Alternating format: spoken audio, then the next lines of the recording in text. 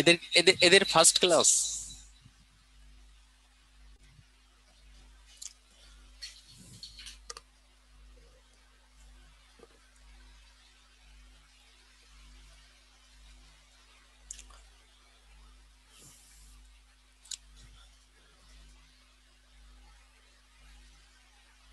বিসমিল্লাহির রহমানির রহিম। সো আমি মোহাম্মদ আরমান হোসেন, তসলিমা গ্যাস পরিচিত বিসিএস কনফিডেন্সের আজকে ইংরেজি সাহিত্যের ক্লাস হবে এবং আই থিংক আপনাদের ভালো লাগবে আফটার লিসেনিং। সো ওয়ালাইকুম আসসালাম, হ্যাঁ good morning. So welcome back our main theme, আমাদের মূল আলোচনায় চলে যাই। আমরা ইংলিশ লিটারেচার সম্পর্কে আজকে একটা বেসিক আলোচনা করব। এই বেসিক আলোচনা করার পর then will come back our main topic, main selected a main issue. আমরা মূল আলোচনায় চলে যাব। সো আমরা প্রথমে একটু গল্প করি এবং লিখি এবং সেটা বোর্ডে দেখার চেষ্টা করি। ফার্স্ট অফ অল আমরা সিম্পলি জানি যে ইংলিশের হচ্ছে দুইটা পার্ট, একটা হচ্ছে গ্রামার এবং একটা হচ্ছে লিটারেচার। এটা আমরা সবাই জানি যে গ্রামার এবং লিটারেচার, গ্রামার থেকে 20 এবং লিটারেচার থেকে 15, এটা যদি আমরা কাউন্ট করি তাহলে এখানে হয় 35 মার্ক। আর এই 35 মার্ক পিলির জন্য এবং বিসিএস এর জন্য। সো এখান থেকে যদি সিম্পল একটা কোশ্চেন করা হয় যে গ্রামারের জনক কে, যদি কোশ্চেনটা আসে না কিন্তু ভাইভা বোর্ডের জন্য কখনো কখনো ইম্পর্টেন্ট হয়ে দাঁড়ায়। সো আমরা একটু একটা গ্লান্স জেনে নেই যে গ্রামারের জনক কে, who is the father of English grammar. যদি বলা হয় গ্রামারের জনক কে, তাহলে কোশ্চেনটা এরকম করে আমরা পিলির জন্য লিখতে পারি, ফাদার অফ ইংলিশ গ্রামার। যদি বলা হয় father of English grammar K, grammar আমরা অনেকেই পড়ে এসেছি, কিন্তু এই কোশ্চেনটা যদি সিম্পলি করা হয় অনেকেই কনফিউশন হয়ে যায়। এই ব্যক্তির নাম হচ্ছে ল্যান্ড লি মারি, ল্যান্ড লি মারি, LINDLEY, ল্যান্ড লি মারি, MURRAY, ল্যান্ড লি মারি। দেখেন স্পেলিংটাকে যদি আমরা সিলেবাস বা সিলেবালে ভাঙি, then will get a right pronunciation, right utterance, right duration. কোনো বড় শব্দকে সিলেবাস বা সিলেবালে বাংলে গুড বা রাইট আটারেন্স পাওয়া যায়। যেমন দেখেন মেডিকেলে যারা পড়ছে তারা অনেক বড় বড় শব্দগুলিকে সিলেবাস বা সিলেবালে বাংছে, দেন গুড বা রাইট আটারেন্স পাচ্ছে বা হচ্ছে। সো ল্যান্ড, LINDLEY, মারি, MURRAY, ল্যান্ড লি মারি। আর আমরা সিম্পলি জানি যে শব্দের মধ্যে ইউ থাকলে তার উচ্চারণটা আ হয়। So Lindley Murray is the person is called name father of English grammar. এটা সিম্পলি জেনে নিলাম, কিন্তু এই কোশ্চেনটা ইম্পর্টেন্ট, এটা পিলির জন্য, জবের জন্য, জব সেক্টরের জন্য এবং ইংলিশ সাহিত্যের জন্য সবচেয়ে বেশি ইম্পর্টেন্ট। যদি বলা হয় who is the father of English গ্রামারের পরিবর্তে লিটারেচার হয় এবং কোশ্চেনটা ইম্পর্টেন্ট। আমরা একটু লিখি, লিটারেচার জনক কে। তাহলে সিম্পলি যদি কোশ্চেনটা একই রকম করা হয়, শুধু শব্দটা ভিন্ন, গ্রামের পরিবর্তে literature, father of English literature. যদি বলা হয় সাহিত্যের জনককে, তাহলে সবাই এক বাক্যে অ্যান্সার দেবে জেওফি সসার। সংক্ষেপে বলা হয় জি সসার, CSAUCER, জেওফি সসার। আর জেওফির সংক্ষেপে বলা হয় জি, স্পেলিংটা GEOFFREY। জিওফি সসার, জিওফি সসারকে আরো সংক্ষেপে বলা যায় জিসি। কি বলা যায়? জিসি, আবার সিসি বলেন না, জিসি। তাহলে সিম্পলি দুটো কোশ্চেন পেলাম। ফার্স্ট অফ অল ইংলিশের দুটো পার্ট, একটা গ্রামার একটা লিটারেচার, এবং গ্রামারের জনক লেনলি মারি আর লিটারেচারের জনক জিওফি সসার। এবং এই জিওফি সসার খুঁজতে গিয়ে যদি আমরা একটু কনফিউশনের দিকে চলে যাই, তাহলে দেখেন আরেকজন ব্যক্তি হয় যে who is the father of English literature, Geoffrey Chaucer. অথবা who is the father of English literature, বলা হয় William Shakespeare, SHAKESPEAR, William Shakespeare. তাহলে দেখেন শেক্সপিয়ার স্পেলিংটা খুবই গুরুত্বপূর্ণ এবং বিশেষ পরীক্ষায় এটা এসেছিল, which is the correct spelling of William Shakespeare? SHAKESPEAR, William Shakespeare. আর উইলিয়াম শেক্সপিয়ার লাস্টে একটা কি আছে, আর আছে, এবং স্পেলিংটা খুবই গুরুত্বপূর্ণ। এবার যদি এই কোশ্চেনটায় আমরা একটু ভিন্নভাবে লিখি যে father of English literature modern, যদি এখানে থাকে, এখানে যদি একটা শব্দ থাকে modern, father of English modern literature জনককে, তখন একজন বিখ্যাত ব্যক্তি, সেই ব্যক্তি হলো জর্জ বার্নার্ড শো। এবার আমাদের এখানে যতটুকু জানলাম আমরা একটা গ্লান্স একটু কনসেপ্টটা ক্লিয়ার করে নেই। সিম্পলি এখানে বলা হলো ইংলিশের দুটি পার্ট, একটা গ্রামার একটা লিটারেচার। গ্রামারের জনক হচ্ছে ল্যান্ডলি মারি এবং লিটারেচারের জনক হচ্ছে জিওফি সসার। এই জিওফি সসারকে বলা হয় লিটারেচার। এটি সর্বদিক থেকে পারফেক্ট। এখন কনফিউশন হচ্ছে এরকম, লিটারেচার জনক কে, জেওফি সসার অথবা উইলিয়াম শেক্সপিয়ার অথবা আধুনিক জর্জ বার্নার্ড শো। এখন তিনটেই যদি থাকে বা দুটোই যদি থাকে তাহলে আমরা কি করব একটা গ্লান্স একটু জেনে নেই।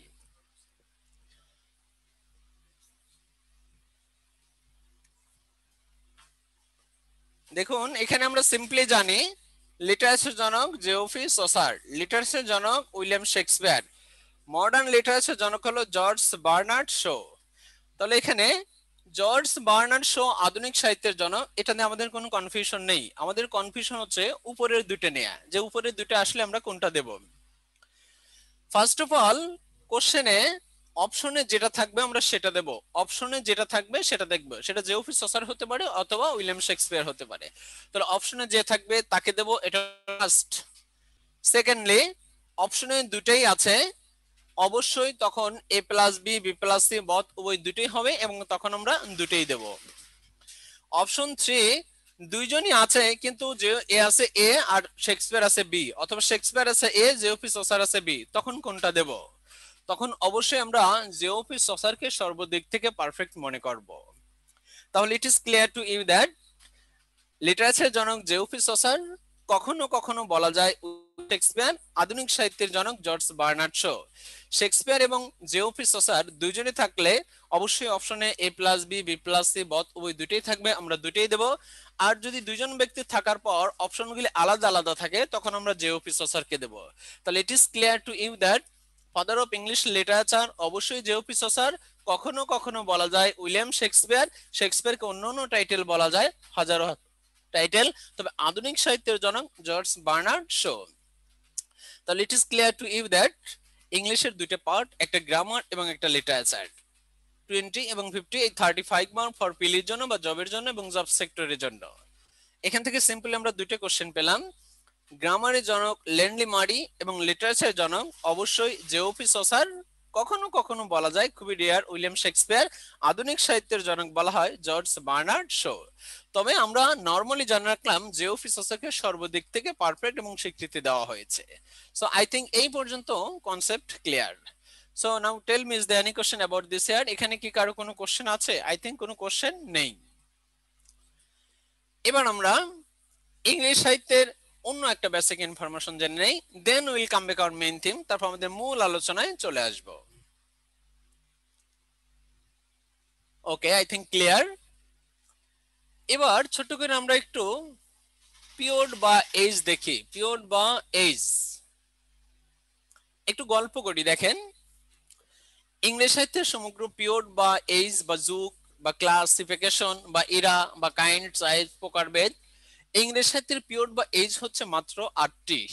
আর এই 8টি যুগ থেকেই কোশ্চেন তৈরি করা হয়। কে কোন যুগের কবি, তার নাম কি, ডিউরেশন কি, সেঞ্চুরি কি, ব্যাপ্তিকাল কি, গ্রন্থ কি, কোটেশন কি, আবার গ্রন্থের ক্যারেক্টার কি, কে কোন যুগের কবি, অথবা যুগ আসলে ডিউরেশন, ডিউরেশন আসলে যুগ, ইত্যাদি ইত্যাদি। সিম্পলি ভাবে দেখেন গ্রামারের পার্টস অফ স্পিচ হচ্ছে 8টি, আর ইংরেজ সাহিত্য সমগ্র যুগ হচ্ছে কয়টি? 8টি। এই 8টি যুগ একটা গ্লান্স ছোট করে আমরা একটু দেখি। The Anglo Saxon period, ANGLO Saxon, SAXON, the Anglo section period. এরপর বলা হয় the Middle English period, MILL, Middle English period. তৃতীয় নম্বর যুগ বলা হচ্ছে দি রেনেসান্স পিরিয়ড, RENAISSANC।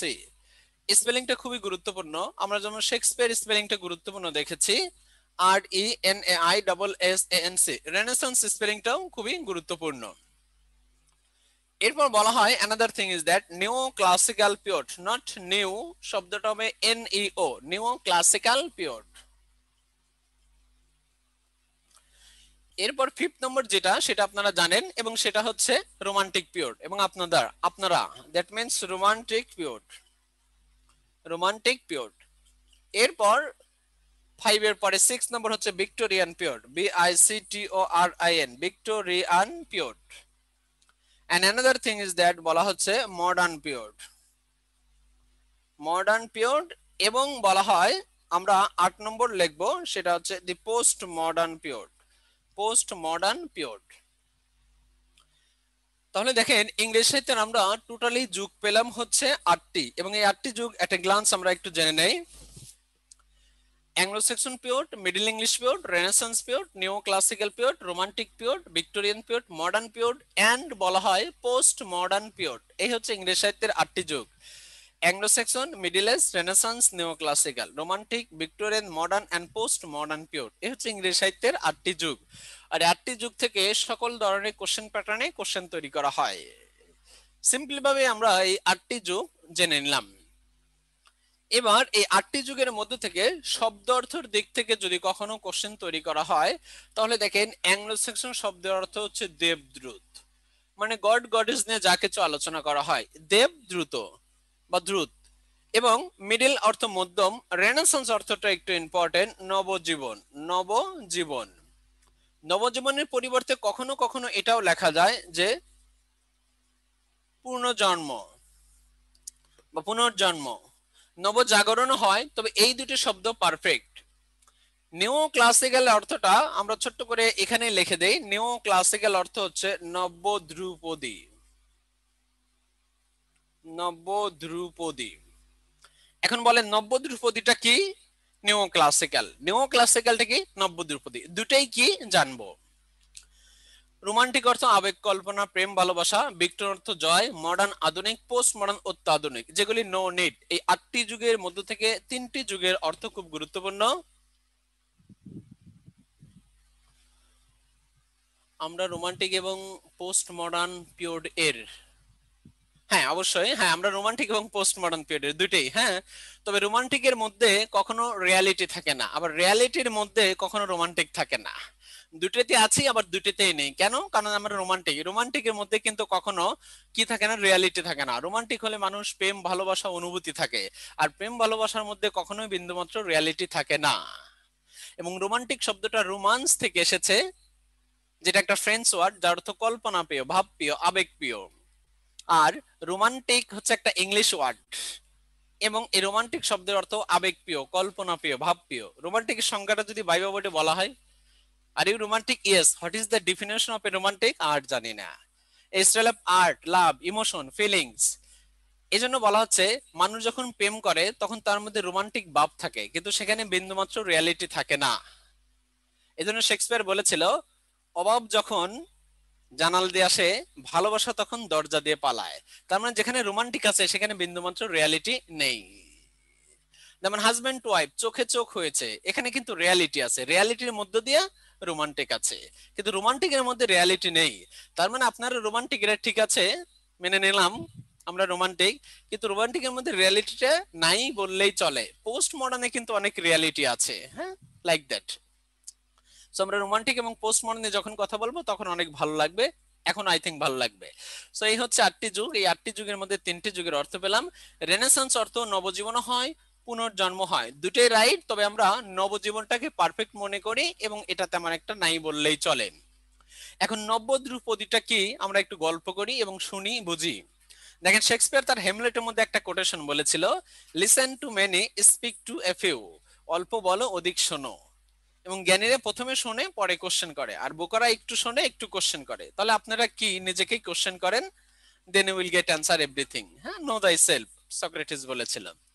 তাহলে আমরা এখানে নিও ক্লাসিক্যাল শব্দটার অর্থ একটু জেনে নেই। নিও ক্লাসিক্যাল একটা বাংলা হচ্ছে নব্য ধ্রুপদী। আর এই নব্য ধ্রুপদীটা যদি আরেকটা বাংলা বলি তাহলে সহজ হবে, সেটা হচ্ছে নকল। নকলকে বলা হয় নব্য ধ্রুপদী, এটা একটা স্ট্যান্ডার্ড ওয়ার্ড। একজন কবি সাহিত্যিক যখন কবিতা লেখে তখন তার শব্দ ভান্ডার দেখে বোঝা যায় সে অনেক স্মার্ট। এই কবিতায় আপনি লিখলেন, কিন্তু আপনার ভাষা কি, শব্দগুলি কি সাধারণ। এই সাধারণকে অসাধারণ করার মাধ্যমে যে বিষয়গুলি প্রকাশ করা হয় সেগুলি হচ্ছে কবিতা। নিও ক্লাসিক্যালের যদি ইংলিশ ওয়ার্ডটা জানি তাহলে দেখেন, নিও ক্লাসিক্যালের অপর নাম বলা হয় সুডো ক্লাসিক্যাল পিরিয়ড। কপি বা ডুপ্লিকেট বা আর্টিফিশিয়াল বা নিকনেম বা ফলস, এগুলি নিও ক্লাসিক্যাল পিরিয়ডের সিনোনিম শব্দ। নিও ক্লাসিক্যাল পিরিয়ডের বাংলা অর্থ নব্য ধ্রুপদী। নিও ক্লাসিক্যাল পিরিয়ডের সিনোনিম হচ্ছে সুডো ক্লাসিক্যাল পিরিয়ড, আর সুডোর সিনোনিম হচ্ছে pseudo, copy, duplicate, nickname, false. আসল না যেটা সেটাকে বলা হয় নকল। আর এই নকলের একটা ভালো বাংলা প্রতিশব্দ হচ্ছে নব্য ধ্রুপদী। তাহলে নেও ক্লাসিক্যাল অর্থ কেউ যদি নকল লেখে সেটাও হয়, অথবা নেও ক্লাসিক্যাল অর্থ নব্য ধ্রুপদী লিখলে সেটাও হয়। যেহেতু বাংলা সাহিত্যের থেকে ইংরেজি সাহিত্য অনেক বেশি বছর আগে তৈরি করা হয়েছিল, 150 বছরে ঊর্ধ্বে, এই জন্য তারা সবসময় স্মার্ট শব্দটা খুঁজতো। তাহলে নব্য ধ্রুপদী অবশ্যই স্মার্ট নকলের থেকে। নিও ক্লাসিক্যালের বাংলা অর্থ নব্য ধ্রুপদী, নব্য ধ্রুপদীর ভালো বাংলা সহজভাবে নকল। আর নিও ক্লাসিক্যাল পিরিয়ডের সিনোনিম হচ্ছে pseudo, copy, duplicate, artificial, nickname, false. এখন বলতে পারেন নিও ক্লাসিক্যাল পিরিয়ড মানুষরা কি চুরি করতো বা নকল করতো? হ্যাঁ, নিও ক্লাসিক্যাল ব্যক্তিরা পূর্বের এই সকল যুগের গ্রিক, রোমান, ক্যাথলিক সাহিত্য ধর্ম গ্রন্থ থেকে অনেক কিছু অনুকরণ অনুসরণ করে লিখতো। দ্যাটস পয়েন্ট অফ ভিউ থেকে নিও ক্লাসিক্যাল পিরিয়ড অপর নাম হচ্ছে দি সুডো ক্লাসিক্যাল পিরিয়ড, দি এনলাইটমেন্ট পিরিয়ড। এখান থেকে নোবেলের যাত্রা শুরু হয়েছিল। এর আগে আর কোনো ইংরেজ সাহিত্য নোবেল ছিল না। যাই হোক, ইত্যাদি ইত্যাদি। সহজ কথা, তিনটে শব্দ অর্থ জানলাম। এই তিনটে শব্দ অর্থ একটা হচ্ছে অ্যাংলো সেকশন দেবদূত, রেনেসান্স নবজীবন, এবং নিও ক্লাসিক্যাল নব্য ধ্রুপদী অথবা নকল। তবে নব্য ধ্রুপদী শব্দটা হচ্ছে পারফেক্ট।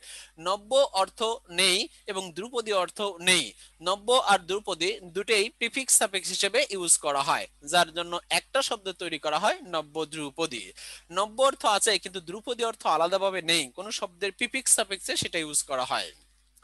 সহজ কথা, ইংরেজ সাহিত্যের 8টি যুগ: Anglo section, middle age, Renaissance, নিও classical, romantic, Victorian, modern, post modern.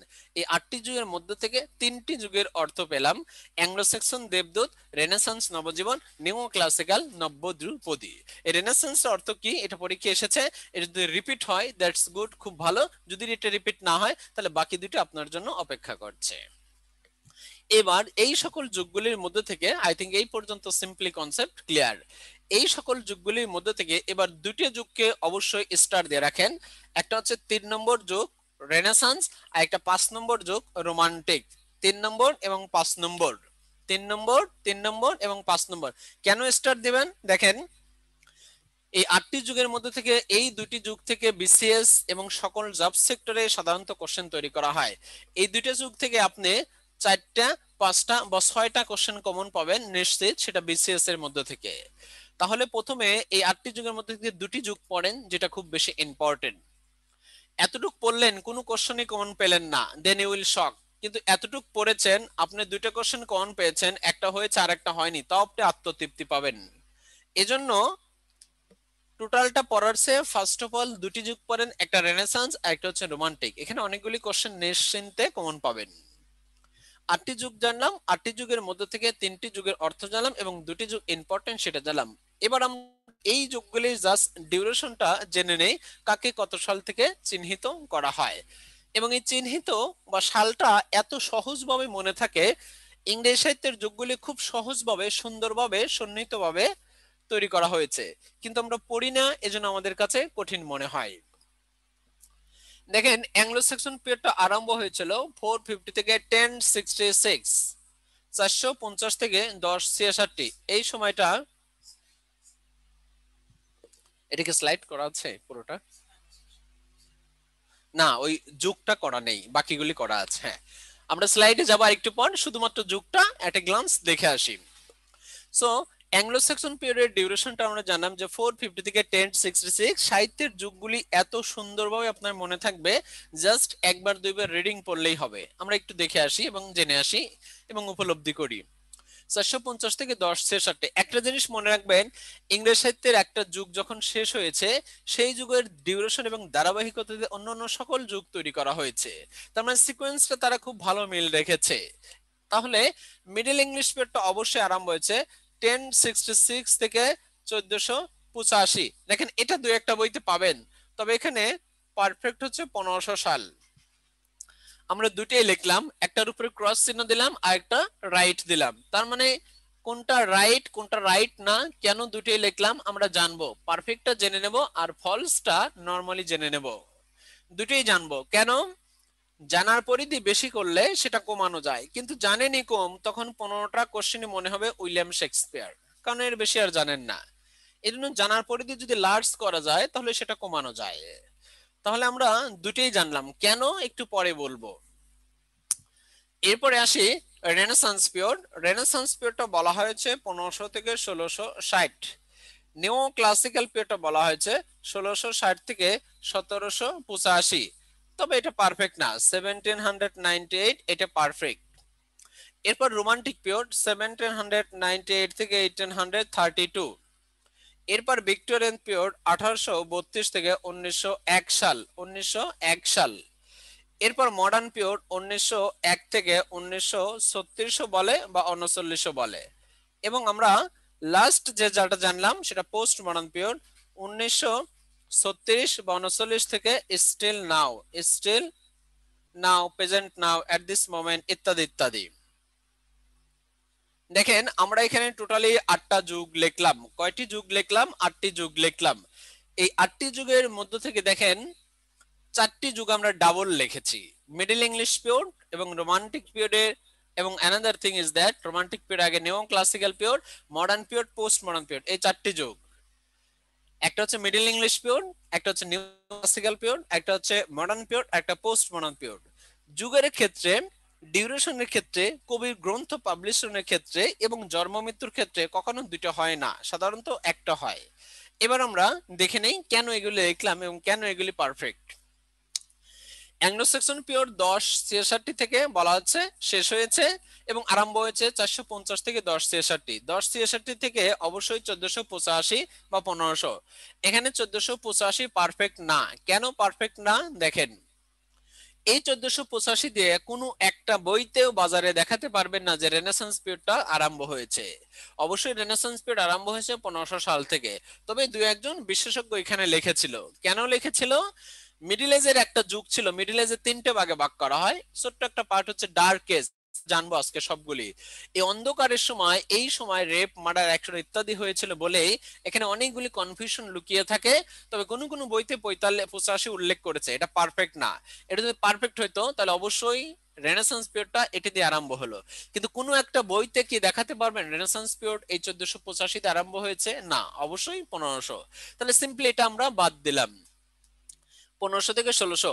এরপর 1660 থেকে এখানে 1785 আমরা দেখতে পাচ্ছি।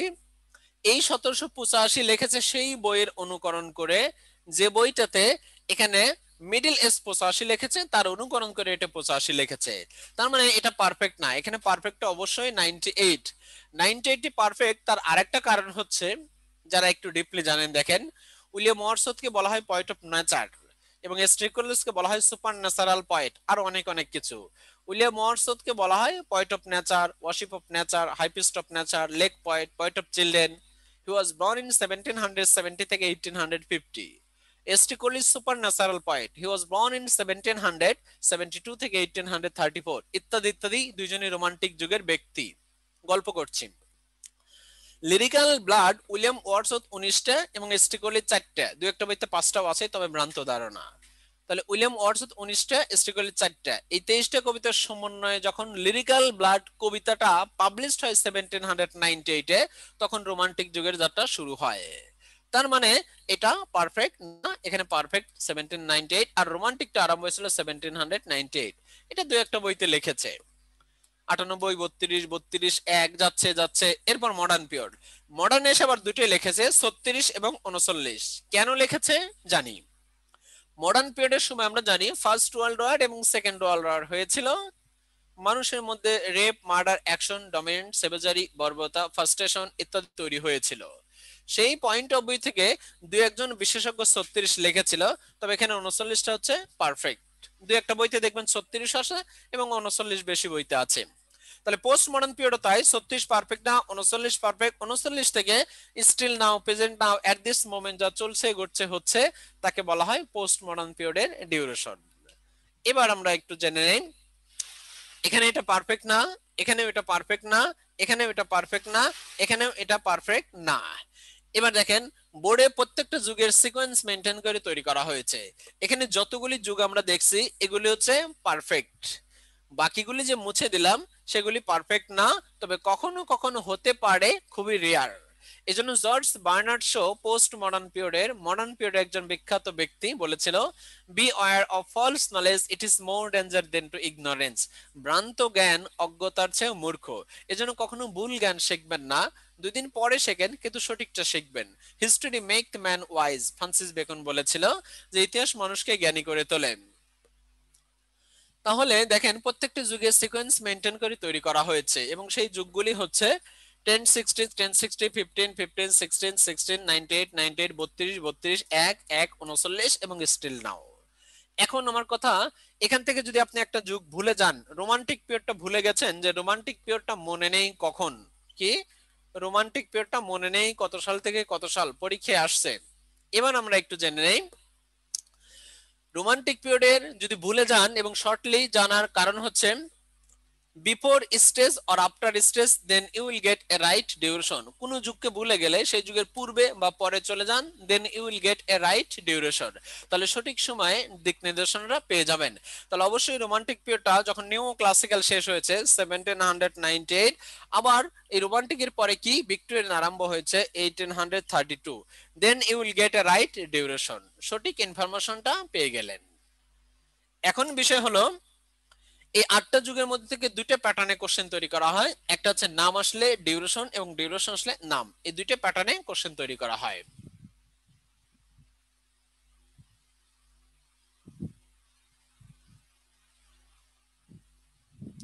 আমাদের সাথে একজন কমেন্ট লিখেছে, সুমন ভাই লিখেছে, স্যার বাংলাদেশে একজন পাবলিক সার্ভিস অফিসারের কেন ইংরেজি সাহিত্য জানতে হবে?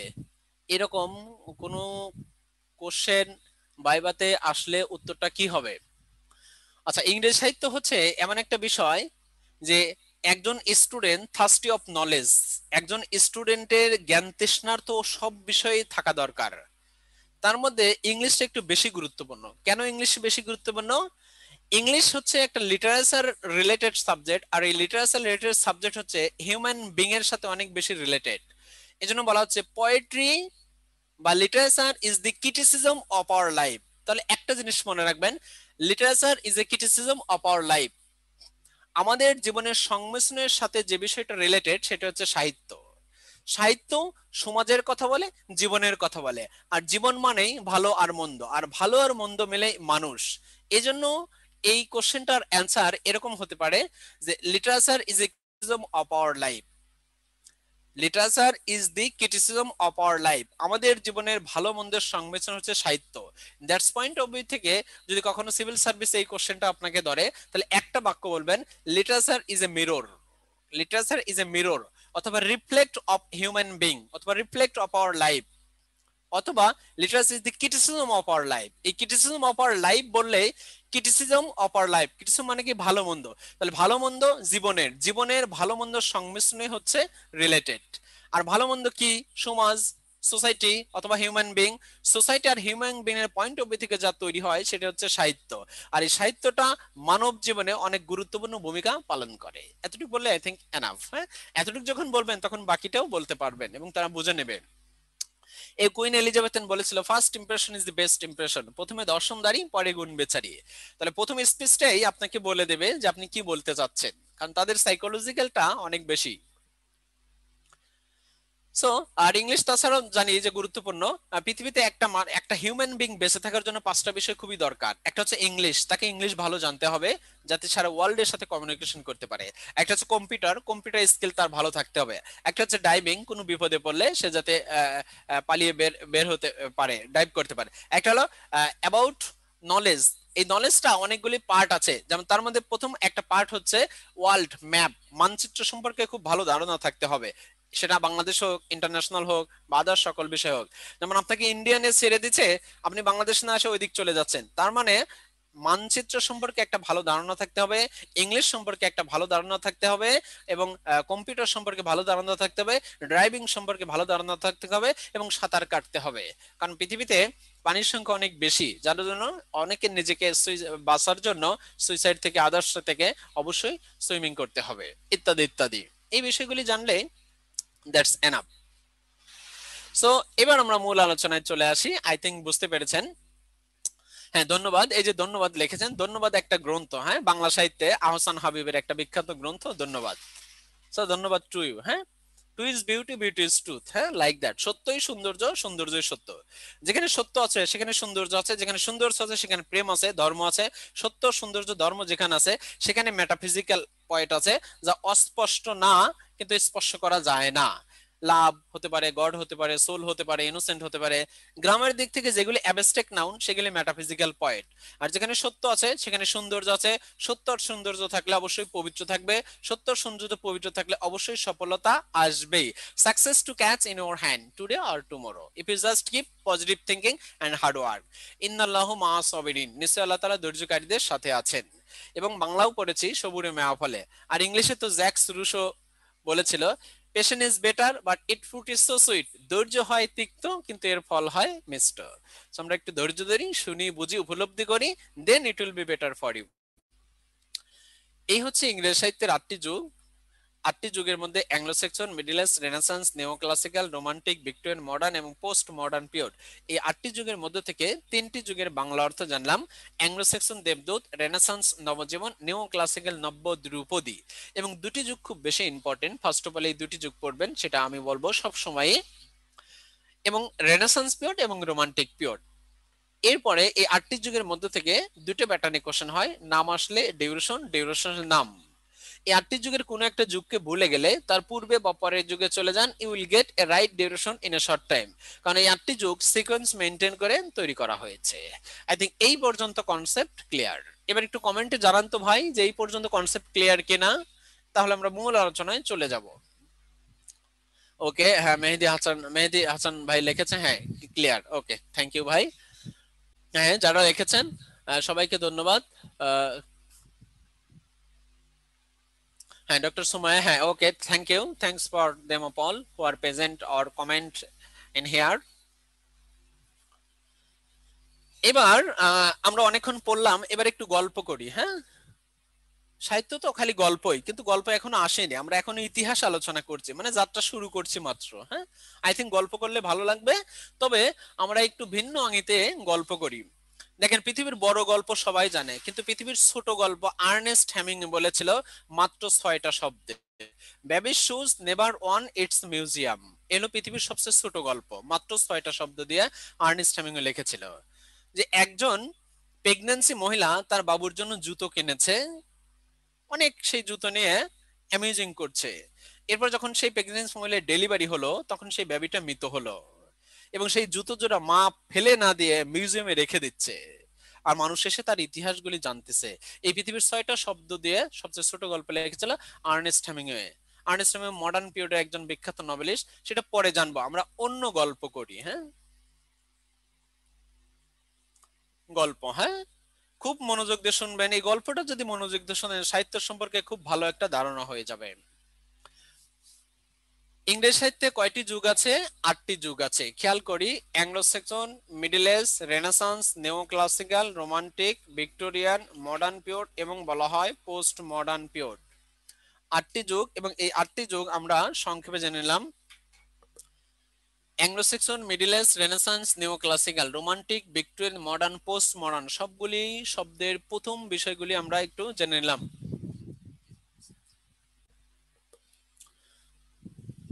একটু পরেই স্লাইড আসবে।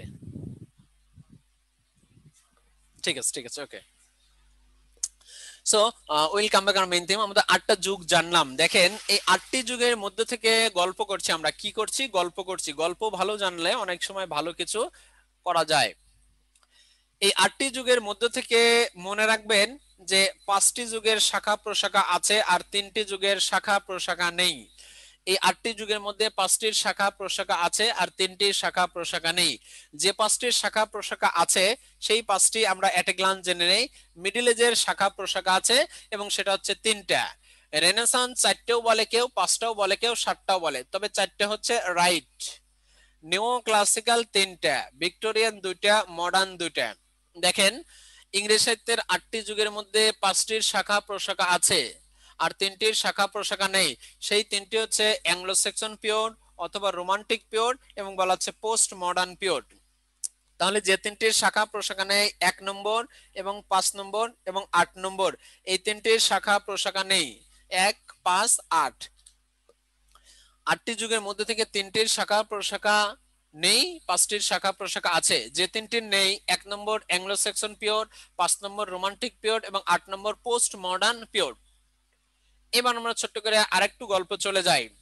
দেখেন, এই মেজর পার্ট থেকে যদি কখনো কোশ্চেন আসে রোমান্টিক পিরিয়ডের ডিউরেশন কত, অথবা এই ডিউরেশন কাকে বলা হয়, ভিক্টোরিয়ান পিরিয়ডের ডিউরেশন কত, 8টা যুগ মেজর পার্ট থেকে যদি কোশ্চেন আসে সবাই পারে।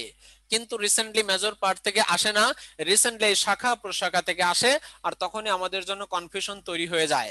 যেমন দেখেন, এখানে আসছে এলিজাবেথিয়ান পিরিয়ডটা কত সাল, অথবা রেস্টোরেশন পিরিয়ডটা কত সাল, অথবা জর্জিয়ান পিরিয়ডটা কত সাল। 3টে কোশ্চেনই বিসিএস এর, কিন্তু মেজর পার্ট না, শাখা প্রশাখা। মেজর পার্ট আসলে সবাই পারে, শাখা প্রশাখা আসলে আমাদের কনফিউশন হয়ে যায়। আর রিসেন্টলি মেজর পার্ট আসে না, শাখা প্রশাখা আসে, আর আমাদেরও কনফিউশন বাড়ে। তাহলে জানলাম এই 8টি যুগের মধ্যে থেকে 5টির শাখা প্রশাখা আছে আর 3টির শাখা প্রশাখা নেই। এবার একটু খেয়াল করি, এই 8টি যুগের সাথে যদি এগুলি যুক্ত করি, এখানে 4টে রাইট, 8, 9, 10, 11, 12, 13, 14, 15, 16, 17, 18, 19, 20, 21, 22। তাহলে ইংরেজি সাহিত্যে টোটাল কতটি যুগ আছে ছোট বড় শাখা প্রশাখা দিয়ে? 22টি। এই 22টি যুগের মধ্যে থেকে আপনি একটা কোশ্চেন অবশ্যই কমন পাবেন, হয় মেজর পার্ট, না হয় শাখা প্রশাখা। এবার আমরা ছোট্ট করে জেনে নেই, এখানে একটা বিষয় মনে রাখবেন, এই কোশ্চেনটা কখনোই হয়নি, হবে না, হওয়ার সম্ভাবনা নেই যে রেনেসান্স কয়টা ভাগে ভাগ করা হয়, নিও ক্লাসিক্যাল কয়টা ভাগে ভাগ করা হয়, ভিক্টোরিয়ান কয়টা ভাগে ভাগ করা হয়। এই কোশ্চেনটা কখনোই হবে না, হয় তার মেজর পার্ট আসবে, না হয় শাখা প্রশাখা আসবে। এবার ছোট্ট করে আরেকটু গল্প করি। দেখেন, এই 8টি যুগের মধ্যে থেকে 4টির অপর নাম আছে, 4টির অপর নাম নেই। কখনো কখনো অপর নাম আসে, যেমন দেখেন এলিজাবেথিয়ান পিরিয়ডের অপর নাম গোল্ডেন এজ, পরীক্ষায় এসেছিল, অথবা অন্য যুগের অপর নাম পরীক্ষায় এসেছিল। তাহলে খেয়াল করি, 8টি যুগের মধ্যে থেকে 4টির অপর নাম আছে আর 4টির অপর নাম নেই। যে 4টির অপর নাম নেই সেই 4টি এট এ গ্লান্স আমরা একটু জেনে নেই, আর যে 4টির অপর নাম আছে সেটাও জেনে নেই। অপর নাম আছে, অ্যাংলো স্যাক্সন পিরিয়ডের অপর নাম আছে, রেনেসান্স পিরিয়ডের অপর নাম আছে, নিও ক্লাসিক্যাল পিরিয়ডের অপর নাম আছে, রোমান্টিকের অপর নাম আছে। মাঝখান থেকে মিডল এজের অপর নাম নেই, আর লাস্টের 3টা। তার মানে ভিক্টোরিয়ান, মডার্ন এবং পোস্ট মডার্ন, আর বলা হচ্ছে মিডল এজ। মিডল এজ, এখানে যতটুকু গল্প বললাম, গল্পটা হচ্ছে এরকম, ইংরেজ সাহিত্যের 8টি যুগের মধ্যে থেকে 5টির শাখা প্রশাখা আছে, 3টির শাখা প্রশাখা নেই, এবং এই 8টি যুগের মধ্যে 4টির অপর নাম আছে আর 4টির অপর নাম নেই। কি এবং যুগগুলি কি এবং অপর নাম কি সেগুলি একটু পরে আমরা জেনে নেব। সিম্পলি ভাবে মনে রাখবেন, 8টি যুগের মধ্যে থেকে 5টির শাখা প্রশাখা আছে, 3টির শাখা প্রশাখা নেই, 4টির অপর নাম আছে আর 4টির অপর নাম নেই। যে 4টির অপর নাম নেই সেই 4টির মধ্যে লাস্টের 3টা ভিক্টোরিয়ান, মডার্ন, পোস্ট মডার্ন, আর দ্বিতীয় নম্বর হচ্ছে মিডল ইংলিশ পিরিয়ড। এই 4টির অপর নাম নেই, বাকি 4টির অপর নাম আছে। কি আছে এবং যুগগুলি কি একটু পরেই জানবো। এখান থেকে দেখেন, যদি সিম্পলি দুটো কোশ্চেন তৈরি করা হয়, এখান থেকে যদি দুটো কোশ্চেন তৈরি করা হয় এবং দুটো কোশ্চেনের একটা কোশ্চেন প্রত্যেকেই পারবেন, আর একটা কোশ্চেনে এসে কনফিউশন হবেন, এবং সেই কনফিউশনে বিসিএস এর কোশ্চেন। যদি এখানে বলা হয় এরকম একটা কোশ্চেন যে what is the first age in the history of English literature, ইংরেজি সাহিত্যের প্রথম যুগ কোনটি? কেউ একজন লেখেন তো ইংরেজি সাহিত্যের প্রথম যুগ কোনটি? অ্যাংলো স্যাক্সন পিরিয়ডে অনেকগুলি অপর নাম হতে পারে, Anglo Saxon period, old English period, অথবা ডাউন অফ ইংলিশ লিটারেচার, ইত্যাদি ইত্যাদি। ইংরেজি সাহিত্যের প্রথম যুগ, তাহলে অবশ্যই আমরা বলবো যে Anglo Saxon period. That's good, এটা সবাই পারবে, অ্যাংলো স্যাক্সন পিরিয়ড। হ্যাঁ, একজন লিখেছে, হ্যাঁ ধন্যবাদ। হ্যাঁ, অ্যাংলো স্যাক্সন পিরিয়ড মানে বোঝানোর জন্য। এইবার একটা ছোট্ট করে কমেন্ট দেই, লেখেন তো লাস্ট এজ কোনটি? এটা বিসিএস এর কোশ্চেন। লাস্ট এজ কোনটি? এটা নরমালি আমরা জেনে নিলাম ধারাবাহিকতার দিক থেকে। প্রথম যুগ কোনটি? অ্যাংলো স্যাক্সন পিরিয়ড, সবাই পারে। যদি এই কোশ্চেনটাই আমি বলি যে লাস্ট এজ কোনটি, কেউ একজন লেখেন তো লাস্ট এজ কোনটি? ইংরেজি সাহিত্যের সবচেয়ে শেষের যুগ কোনটি? What is the last age in the history of English literature, ইংরেজি সাহিত্যের শেষের যুগ কোনটি? ইংরেজি সাহিত্যের শেষের যুগ, হ্যাঁ একজন লিখেছে, হ্যাঁ থ্যাংক ইউ, থ্যাংক ইউ, অনেক থ্যাংক ইউ, এবং লিখেছে পোস্ট মডার্ন পিরিয়ড। এবার আমরা গল্প করি যে পোস্ট মডার্ন পিরিয়ড কি আসলেই শেষ? সেটা তো স্টিল নাও চলছে, গড়ছে হচ্ছে। তাহলে যেটা চলছে, গড়ছে হচ্ছে, সেটা কি আমরা শেষ করতে পারি, লিমিট করতে পারি? এবার জেনে নেই, এটা বিসিএস এর কোশ্চেন। তাহলে সিম্পলি আমরা জানলাম যে প্রথম যুগ কোনটি, অ্যাংলো স্যাক্সন পিরিয়ড। হতে পারে তার অপর নাম, আমরা অপর নামে আসলে জেনে নেব। একই রকম যদি এরকম একটা কোশ্চেন করে লাস্ট এজ কোনটি, এই লাস্ট এজ এটা ছোট করে আমরা কোশ্চেনটা রেখে দিলাম। আমরা একটু গল্প করি, দেখেন গল্পের মধ্যে আবার গল্প। মডার্ন পিরিয়ড, মডার্ন পিরিয়ড আমরা জানি। কেন মডার্ন পিরিয়ড আলোচনা করব এখন কোশ্চেন হতে পারে। 1901 থেকে 1936 বলা যায় 39, 39টা হচ্ছে পারফেক্ট, এটা আমরা জানলাম। এই যে আরেকজন লিখেছে মডার্ন পিরিয়ড, কেন? ধন্যবাদ সবাইকেই, কিন্তু ভুল লিখেছেন, কেন জানি। মডার্ন পিরিয়ডের এখানে 36 পারফেক্ট না, প্রথম বিশ্বযুদ্ধ দ্বিতীয় বিশ্বযুদ্ধের কারণে দুই একজন ব্যক্তি লিখেছিল, তবে পারফেক্ট 39 সাল। আমরা দুইটাই লিখলাম, কারণ দুই একটা বইতে 36 পাবেন। মডার্ন পিরিয়ডকে দুইটা ভাগে ভাগ করা হয়েছে। Edward, W R D, Edwardian, the Edwardian period, Edwardian period, Edwardian period, যা 1901 থেকে 1910। আরেকটা ছোট্ট করে লিখি, GEORGIAN, জর্জিয়ান পিরিয়ড, এবং বলা হয় 1910 থেকে এখানে 1936 বলা যায় 39, তবে 39 পারফেক্ট। এই জর্জিয়ান পিরিয়ড হচ্ছে ইংরেজ সাহিত্যের সবচেয়ে লাস্ট এজ, যেটা বিসিএস এর কোশ্চেন। এবার গল্প করি। মডার্ন পিরিয়ডের যুগটা 1901 থেকে 1936 হয়, 39, তবে 39টা হচ্ছে পারফেক্ট। 1901 থেকে 1939 মডার্ন পিরিয়ড। মডার্ন পিরিয়ডের দুইটা পার্ট, একটা এডওয়ার্ডেন, EDWARDIN 1901 থেকে 1910, একটা জর্জিয়ান, GEORGIN। কিং এডওয়ার্ড থেকে এডওয়ার্ডেন পিরিয়ডটার নামকরণ করা হয়, জর্জ 5 থেকে জর্জিয়ান পিরিয়ডটার নামকরণ করা হয়। ইংরেজ সাহিত্যের যুগগুলি সাধারণত কোনো ব্যক্তি, রাজা রানী অথবা কোনো ঘটনাকে কেন্দ্র করে অথবা জাতি উপজাতি হিস্টোরিক্যাল কালচারের পয়েন্ট অফ ভিউ থেকে তাদের যুগের নামকরণ করা হয়েছে। যেমন কুইন এলিজাবেথেন পিরিয়ড থেকে নামকরণ করা হয়েছে, কুইন ভিক্টোরিয়ান থেকে ভিক্টোরিয়ান পিরিয়ডটার নামকরণ করা হয়েছে, এবং কিং এডওয়ার্ড 5, জর্জ 7 এরা রাজা ছিল, এদের রাজত্বকাল অল্প ছিল, এদের নাম অনুসারে যুগের নামকরণ করা হয়েছে, ইত্যাদি ইত্যাদি। এখানে এই জর্জিয়ান পিরিয়ড 1910 থেকে 36 পাবেন বইতে, 39 পাবেন, তবে 39টা হচ্ছে পারফেক্ট। এই জর্জিয়ান পিরিয়ড ইংরেজ সাহিত্যে হচ্ছে লাস্ট পিরিয়ড। এখন আপনাদের কোশ্চেন হচ্ছে যে পোস্ট মডার্ন পিরিয়ড কেন লাস্ট না?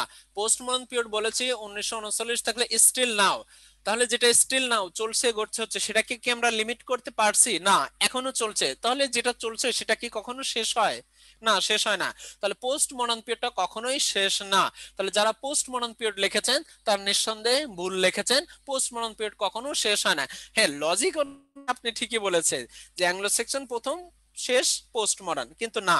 তাহলে কি মডার্ন পিরিয়ড, যারা মডার্ন পিরিয়ড লিখেছেন তারাও ভুল লিখেছেন? কেন লিখেছেন এবং ভুলের কাছাকাছি লিখেছেন সেটা বলছি। যদি আসে শেষের যুগ কোনটি, পোস্ট মডার্ন পিরিয়ডটা কখনোই দেবেন না। Never and ever to give and say the answer last period is called the post modern period. হে, মডার্ন পিরিয়ড বলা যায় কখনো কখনো, কিন্তু যদি জর্জিয়ান পিরিয়ডটা না থাকে। লাস্ট একটা কোশ্চেন, শেষের যুগ কোনটি, জর্জিয়ান পিরিয়ড। জর্জিয়ান পিরিয়ড না থাকলে মডার্ন পিরিয়ড দেবেন, যদি দুটেই থাকে তাহলে কোনটা দেবেন? দুটেই থাকলে অবশ্যই জর্জিয়ান পিরিয়ডটা দেবেন। জর্জিয়ান পিরিয়ড মডার্ন পিরিয়ড দুটেই আছে, তবুও জর্জিয়ান পিরিয়ড। জর্জিয়ান পিরিয়ড নেই, মডার্ন পিরিয়ড। মডার্ন পিরিয়ড নেই যদি এডওয়ার্ডেন থাকে আর মডার্ন থাকে, তাহলে মডার্ন পিরিয়ডে দিবেন, কারণ এডওয়ার্ডেনের এই যুগটা মডার্ন পিরিয়ডের মধ্যেই অন্তর্ভুক্ত। তার মানে এডওয়ার্ডেন হওয়ার সম্ভাবনা নেই, হতে পারে জর্জিয়ান পিরিয়ড, এটাই পারফেক্ট। জর্জিয়ান পিরিয়ডটা না থাকলে মডার্ন পিরিয়ড, এই দুইটা হতে পারে, তবে মডার্ন পিরিয়ড সে অবশ্যই ইম্পর্টেন্ট জর্জিয়ান পিরিয়ড। দুইটাই থাকলে অবশ্যই জর্জিয়ান পিরিয়ডটা রাইট। তাহলে প্রথম যুগ অ্যাংলো স্যাক্সন পিরিয়ড এবং শেষের যুগ জর্জিয়ান পিরিয়ড, এবং জর্জিয়ান পিরিয়ড ইংরেজিতে লাস্ট ডেট বিসিএস এর কোশ্চেন, এবং 1910 থেকে 1939 সাল। দুই একটা বইতে 36ও দেখতে পারেন। এটা ভাইভা বোর্ডের কোশ্চেন। ভাইভা বোর্ড প্রথমে সিম্পল কোশ্চেন করে, এরপর আস্তে আস্তে ডিপলি কোশ্চেন করে। বলতে পারে প্রথম যুগ কোনটি, অ্যাংলো স্যাক্সন। শেষের যুগ কোনটি, এডওয়ার্ড, জর্জিয়ান পিরিয়ড। কেন জর্জিয়ান পিরিয়ড, ইত্যাদি ইত্যাদি। তাহলে আমরা শেষের যুগ নিশ্চিত জানলাম, জর্জিয়ান পিরিয়ড। এইবার এই ধারাবাহিকতার দিক থেকে আমরা একটা যুগ দিয়ে যাত্রা শুরু করি, সেটা হচ্ছে দি অ্যাংলো সেকশন পিরিয়ড। দি অ্যাংলো, ANGLO সেকশন, SAXN, দি অ্যাংলো সেকশন পিরিয়ড। আমরা এখান থেকে যাত্রা শুরু করি। তার আগে যতটুকু বললাম একটু কনসেপ্টটা ক্লিয়ার করে নেই, আমাদের গল্পটা শেষ, এই গল্পটা একটু কনসেপ্টটা ক্লিয়ার করে নেই। আমরা জানলাম ইংলিশের দুইটা পার্ট, গ্রামার লিটারেচার। গ্রামারের জনক লেনলি মারি, লিটারেচার জনক জেওপি সোসার। তবে শেক্সপিয়ারও হয় খুবই রেয়ার, এবং জর্জ বার্নার্ড শোকেও আধুনিক সাহিত্যের জনক বলা হয়। এই ইংলিশের 8টি যুগ আছে, এই 8টি যুগের নাম জানলাম, ডিউরেশন জানলাম। 8টি যুগের মধ্যে থেকে 3টি যুগের অর্থ জানলাম, এবং 2টি যুগ খুব ইম্পর্টেন্ট সেটা জানলাম। এবং এই 8টি যুগের মধ্যে থেকে আমরা একটু গল্প করলাম, সেই গল্পটা হচ্ছে এরকম, এবং সেটা হচ্ছে 8টি যুগের মধ্যে 5টির শাখা প্রশাখা আছে, 3টির শাখা প্রশাখা নেই। এবং এই 8টি যুগের 4টির অপর নাম আছে, 4টির অপর নাম নেই। প্রথম যুগ অ্যাংলো সেকশন পিরিয়ড, শেষের যুগ পোস্ট মডার্ন কখনোই হবে না, মডার্ন পিরিয়ড হতে পারে, খুবই রেয়ার, তবে অবশ্যই শেষের যুগ জর্জিয়ান পিরিয়ড। জর্জিয়ান মডার্ন দুটেই থাকলে অবশ্যই জর্জিয়ান পিরিয়ড দেবো। জর্জিয়ান পিরিয়ড 1901 থেকে 1910, অথবা 1901 থেকে 1910, এটা ইরোডেন পিরিয়ড। এর পরের পার্ট জর্জিয়ান পিরিয়ড 1910 থেকে 1936ও বলা যায়, 39ও বলা যায়, তবে 39 হচ্ছে পারফেক্ট। তাহলে প্রথম যুগ অ্যাংলো সেকশন পিরিয়ড এবং শেষের যুগ জর্জিয়ান পিরিয়ড। এবং আমরা অ্যাংলো সেকশন পিরিয়ড থেকে আই থিংক যাত্রা শুরু করি। এই পর্যন্ত কনসেপ্ট ক্লিয়ার কিনা দেখেন তো ভাই, বা যারা আছেন এই পর্যন্ত কনসেপ্ট ক্লিয়ার? ওকে, ঠিক আছে। হ্যাঁ, মেহেদি ভাই লিখেছে, হ্যাঁ, ইয়েস, ক্লিয়ার। দেখেন, কারো কোনো কোশ্চেন আছে? Is there any question about in the whole literature, not only call fixed Anglo section period? কোন যুগের যে কোনো কোশ্চেন থাকলে নিঃসন্দেহে করতে পারেন। নাম, ডিউরেশন, সেঞ্চুরি, জন্ম, মৃত্যু, শাখা প্রশাখা, গ্রন্থ, গ্রন্থের character, duration, every question, not a fixed person, not a fixed Anglo Saxon period. Okay, I think clear, হ্যাঁ? তাহলে অ্যাংলো সেকশন পিরিয়ড থেকে যাত্রা শুরু করি। ধরেন এটা অ্যাংলো সেকশন পিরিয়ডের যুগ, এর ডিউরেশন 450 থেকে 1066, এবং এর বাংলা অর্থ আমরা জানলাম যে দেবদ্রুত, দেবদ্রুত। এবং অ্যাংলো সেকশন পিরিয়ডকে সেঞ্চুরি বলা হয়, 4 থেকে 9 সেঞ্চুরি। এবং এই অ্যাংলো সেকশন পিরিয়ডের অপর নাম দি ওল্ড, অথবা ancient, English period. The old অথবা অ্যানসেন্ট ইংলিশ পিরিয়ড, অথবা বলা হয় the dawn of English literature, the dawn of English literature. অথবা এটাও বলা যেতে পারে ইংরেজি সাহিত্যের উষাকাল। জাস্ট মিনিট, আমরা একটু শুনি। ইংরেজি সাহিত্যের উষাকাল, উষাকাল, আদিমকাল, প্রাচীনকাল, প্রথমকাল, সূচনাকাল, অনেক কিছু লেখা যায়, কিন্তু নো নিড। তাহলে এখানে যতটুকু জানলাম একটু দেখি। অ্যাংলো সেকশন পিরিয়ডের নাম জানলাম, ডিউরেশন জানলাম, সেঞ্চুরি জানলাম, বাংলা অর্থ জানলাম। অ্যাংলো সেকশন পিরিয়ডে অনেকগুলি অপর নাম আছে, সেই অপর নামগুলি জানলাম। 8টি যুগের মধ্যে 4টির অপর নাম আছে, 4টির অপর নাম নেই। একটা অপর নাম অ্যাংলো সেকশন পিরিয়ড, একটা অপর নাম রেনেসান্স, একটা নিও ক্লাসিক্যাল, একটা রোমান্টিক। এই 4টি যুগের অপর নাম আছে, তার মধ্যে একটা পেলাম Anglo section period. Anglo Saxon পিরিয়ডের নাম জানলাম, ডিউরেশন জানলাম, সেঞ্চুরি জানলাম, এবং বাংলা অর্থ জানলাম, এবং তার অনেকগুলো অপর নাম জানলাম। ওল্ড এবং ancient, what is the different, meaning is the same. তাহলে ওল্ড বা ancient English period, the dawn of English literature, ইংরেজি সাহিত্যের উষাকাল, প্রাচীনকাল, আদিকাল, প্রথমকাল, সূচনাকাল ইত্যাদি বলা যায়। এখানে সিম্পলি নাম আসলে ডিউরেশন, নাম, এই দুটোই হয়। কখনো কখনো হতে পারে এর সেঞ্চুরি, এর বাংলা অর্থ, এর অপর নাম ইত্যাদি ইত্যাদি কোশ্চেন। এবার আমরা অ্যাংলো সেকশন পিরিয়ডের বিখ্যাত ব্যক্তির দিকে চলে যাই।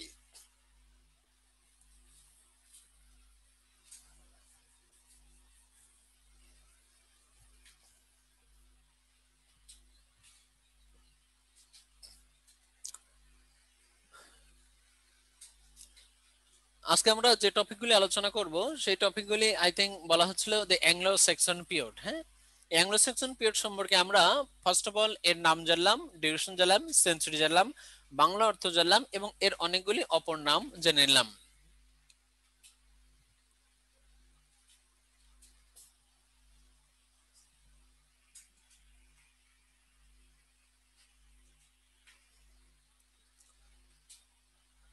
এটা না, কেটে দেন।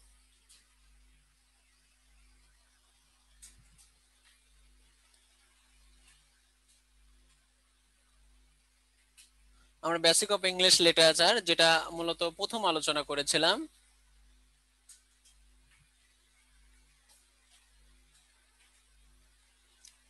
পিরিয়ড বা এজ, পিরিয়ড বা এজ সম্পর্কে আমরা জেনেছিলাম যে 8টি যুগ আছে, 8টি যুগের নাম, ডিউরেশন ইত্যাদি ইত্যাদি।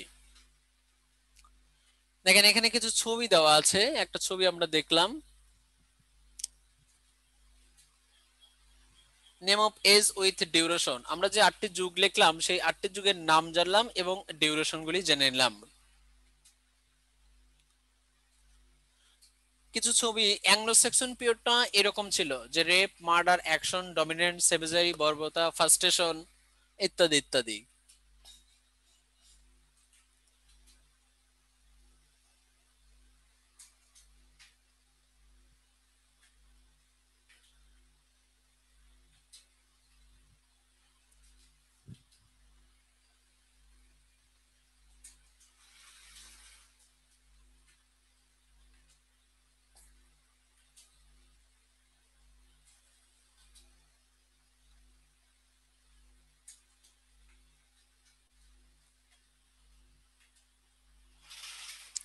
স্লাইড।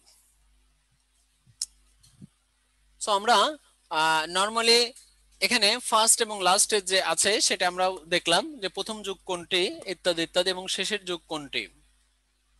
আমরা আরো কিছু দেখি, দেখা যায় কিনা।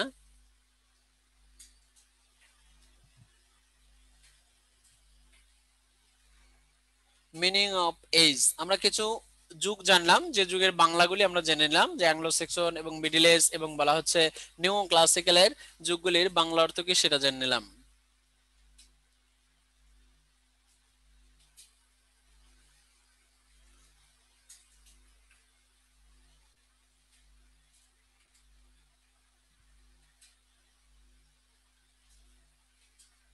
এই যে আমরা অ্যাংলো সেকশন পিরিয়ড ডিউরেশন 450 থেকে 1066 এটা জেনেছিলাম, এখান থেকে যাত্রা শুরু হয়েছিল। 1066 মনে রাখবেন, বাকি এই ধারাবাহিকতার দিক থেকে সব যুগগুলি কি হবে তৈরি করা হবে।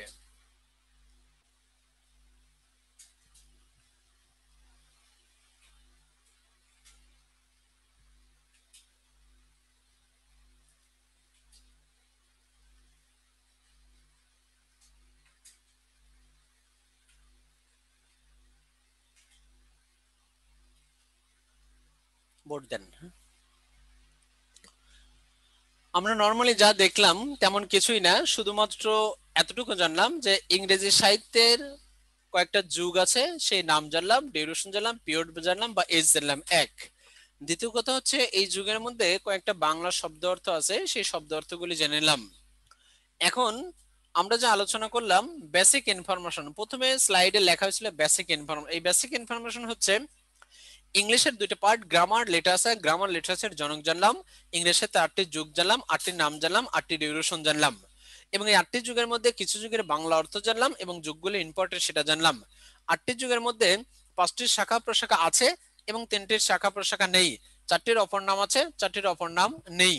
প্রথম যুগ কোনটি সেটা জানলাম, শেষের যুগ কোনটি সেটা জানলাম। এবার আমরা অ্যাংলো সেকশন পিরিয়ড থেকে একটু আলোচনা করি। এরপর দু একটা ছবি দেখেছিলাম, কেন দেখেছিলাম সেই ছবিগুলো আমরা একটু পরে আবার জেনে নেব। তাহলে আমরা একটা গ্লান্স বোর্ডে চলে যাই। The Anglo section period.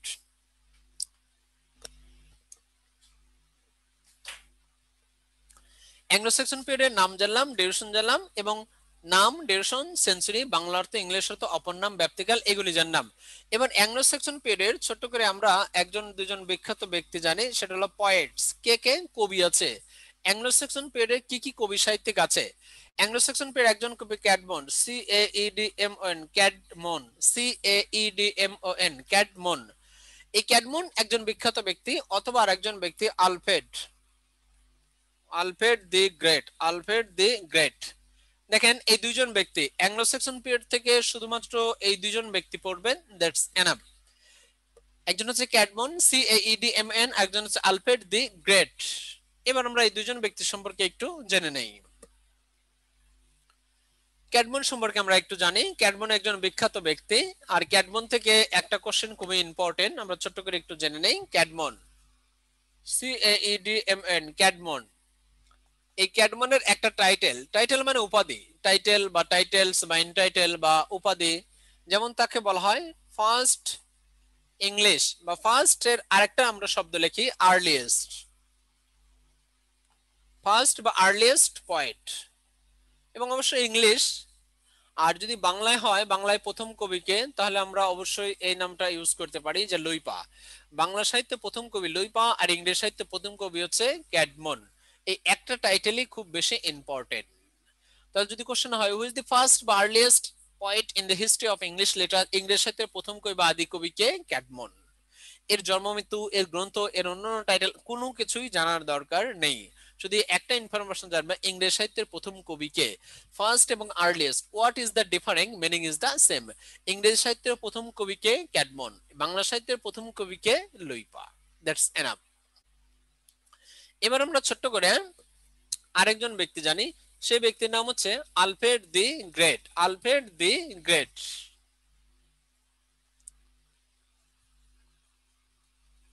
Alfred the great.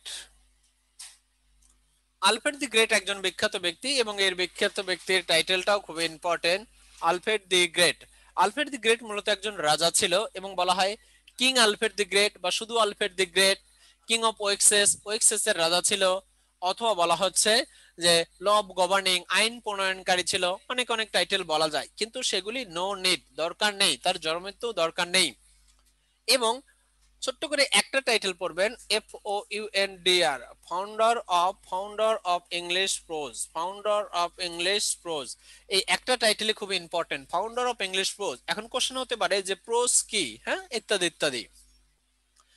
Founder of English pros কাকে বলা হয়? Alfred the great. That's enough. এবার আমরা একটু গল্প করি। কোশ্চেন হতে পারে প্রোজ কি বা ফাউন্ডার কি। Pros, PROSE, pros. প্রোজ অর্থ হচ্ছে গদ্য। প্রোজ অর্থ কি আমরা জানি? গদ্য। আর বাংলা সাহিত্যে গদ্যের জনককে? ঈশ্বরচন্দ্র বিদ্যাসাগর। কিন্তু এই কোশ্চেনটা এখানে ফাউন্ডার না হয়ে যদি কখনো এরকম কোশ্চেনটা হয় যে father of English prose, father of English prose, একই question, father of English prose, শুধুমাত্র পার্থক্য ফাদার আর ফাউন্ডার। তাহলে এখানে দুইজন ব্যক্তি হবে। একজন ব্যক্তি হচ্ছে John Francis Bacon. Francis Bacon. Francis Bacon. আরেকজন ব্যক্তি ছোট্ট করে আমরা লিখি জন ওয়াইক্লিফ। জন ওয়াইক্লিফ, WYCLIFFE। এবার একটু খেয়াল করি আমরা, আলফ্রেড দি গ্রেট একজন বিখ্যাত ব্যক্তি, আর আলফ্রেড দি গ্রেট থেকে একটা কোশ্চেন বিসিএস এর জন্য খুব ইম্পর্টেন্ট, এবং সেটা বিসিএস এবং অ্যাডমিশন দুটোর ক্ষেত্রে important. Founder of English pros K? Alfred the great. এবার কোশ্চেন হতে পারে প্রোজ কি। প্রোজ স্পেলিং দেখেন, পাঁচটা বর্ণ, PROSE, প্রোজ। প্রোজ অর্থ হচ্ছে গদ্য। বাংলা সাহিত্যে গদ্যের জনক ঈশ্বরচন্দ্র বিদ্যাসাগর। ইংরেজি সাহিত্যে গদ্যের জনক দুজন, that means founder of English prose Francis beacon অথবা জন ওয়াইক্লিফ। আর জন উইক্লিফ স্পেলিংটা এটাও রাইট হয়। জন উইক্লিফে 4-5 ভাবে স্পেলিংটা লেখা যায়, WYCLIFFE অথবা ই ছাড়া অথবা ই দিয়ে। ফ্রান্সিস বেকন, জন উইক্লিফ, দুজন ব্যক্তিকে বলা হয় father of English pros. Question হলো কাকে দেব? দুজন থাকলে অবশ্যই অপশনে A+B, B+C, ব তবে দুটোই থাকবে। আর যদি একা থাকে তাহলে একা দেব। ফাদার অফ ইংলিশ পোজ অপশনে যে থাকবে তাকে দেব। যদি দুজনই থাকে তাহলে অবশ্যই অপশনে A+B, B+C, ব তবে দুইটাই থাকবে। বর্তমান বাংলাদেশে বিসিএস কোশ্চেন প্যাটার্নটা পয়েন্ট অফ ভিউ থেকে হয়। অ্যান্সারটা এ হতে পারে, অ্যান্সারটা A+B, বথ উভয় দুটোই হতে পারে, অ্যান্সারটা তিনটে হতে পারে, অ্যান্সারটা তিনটে হলে অ্যাবভ অল হয়, অথবা অ্যান্সারটা কখনো নন বা নান হয়। তার মানে এই পাঁচটা পয়েন্ট অফ ভিউ থেকে বিসিএস এ কোশ্চেন তৈরি করা হয়, হয়েছে, হবে। তাহলে founder of English prose Alfred the great, father of English prose Francis Bacon বা জন ওয়াইক্লিফ। হ্যাঁ, এখানে জন ওয়াইক্লিফকে ছোট্ট করে আরেকটা টাইটেল বলা যেতে পারে, খুব important, first Bible, Bible translator. First Bible translator. এই ফার্স্ট বাইবেল ট্রান্সলেটর এটা খুব ইম্পর্টেন্ট। তবে বাইবেলের জনক হচ্ছে ট্যান্ডেল। বাইবেলের জনক হচ্ছে ট্যান্ডেল, এবং বাইবেলের ভাষা হচ্ছে হিব্রু, এবং পৃথিবীতে এই বাইবেলকে 22টা ভাষায় ট্রান্সলেট করা হয়েছে। বাংলা, ইংরেজি, গ্রিক, ল্যাটিন, উর্দু, ফার্সি, সংস্কৃত, রাশিয়া, কোরিয়া, ইত্যাদি ইত্যাদি। এবং আমরা বাংলার দিক থেকে জানি পৃথিবীতে 3500 ভাষা আছে। এই 3500 ভাষাকে, একটা ভাষাকে যখন আরেকটা ভাষায় ট্রান্সফরমেশন করা হয় তখন মানুষের কনভারসেশন সেগুলি সুবিধা হয়। এজন্য মানুষ ডিকশনারি তৈরি করে। আর ডিকশনারি একটা শব্দ যখন বিভিন্ন ভাষায় ট্রান্সলেট করা হয় মানুষের কনভারসেশন সেগুলি সুবিধে হয়। তাহলে আমরা এখানে জানলাম যে জন ওয়াইক্লিফকে দুইটা টাইটেল, জন ওয়াইক্লিফ দুটো শব্দ এবং দুটো টাইটেল, একটা হচ্ছে ফাদার অফ ইংলিশ প্রোজ, একটা হচ্ছে ফার্স্ট বাইবেল ট্রান্সলেটর। আর ফ্রান্সিস বেকন একজন বিখ্যাত ব্যক্তি। ফ্রান্সিস বেকনকে মনে রাখার জন্য আপনি কখনো কখনো এই শব্দ দুটো ইউজ করতে পারেন। একটা হচ্ছে এফবি মানে ফেসবুক। ফ্রান্সিস বেকনকে মনে রাখার জন্য কি বলতে পারি? FB, Facebook. আর ফেসবুকের সকল গ্রন্থগুলি হচ্ছে অফ দেয়া। তাহলে অফ ফেসবুক, ফেসবুকের। অফ ফ্রান্সিস বেকন, ফ্রান্সিস বেকনের। ফ্রান্সিস বেকন তার লাইফে যা লিখেছে 99% অফ দেয়া। যেমন of love, of truth, of beauty, of remains pleasure, of great pleasure, of atheism, of boldness, of suitors, of death, of envy, সকল of দেয়া সাহিত্যের মধ্যে গ্রন্থগুলি কার? ফ্রান্সিস বেকনের। তাহলে সিম্পলি মনে রাখবেন ফ্রান্সিস বেকনকে বিখ্যাত সকল গ্রন্থের মধ্যে অফ আছে। ফ্রান্সিস বেকনকে অনেক টাইটেল বলা যায়, এত টাইটেল বলা যায় যে এই বোর্ডে কয়েকবার লেখা যাবে, কিন্তু তার মধ্যে থেকে ছোট্ট একটা title father of English pros.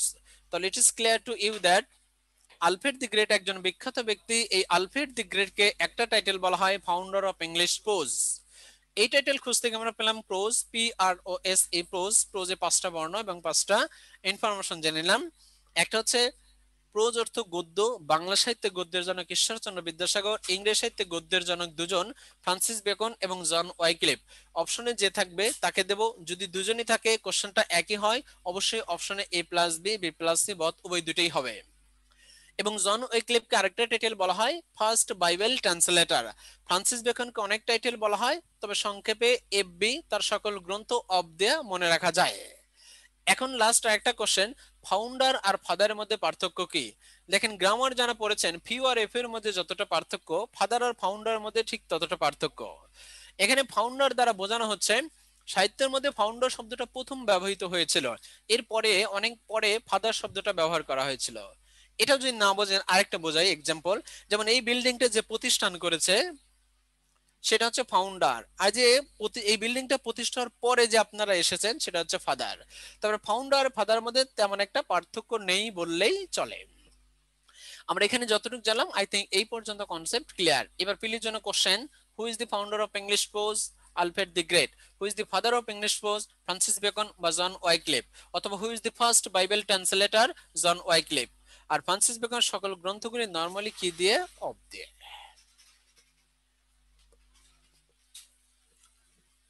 এবার অ্যাংলো সেকশন পিরিয়ডের আমরা যতটুকু জানলাম এতটুকু খুব গুরুত্বপূর্ণ। আর একটা ইনফরমেশন জানবো এবং সেই ইনফরমেশনটা খুবই ইম্পর্টেন্ট।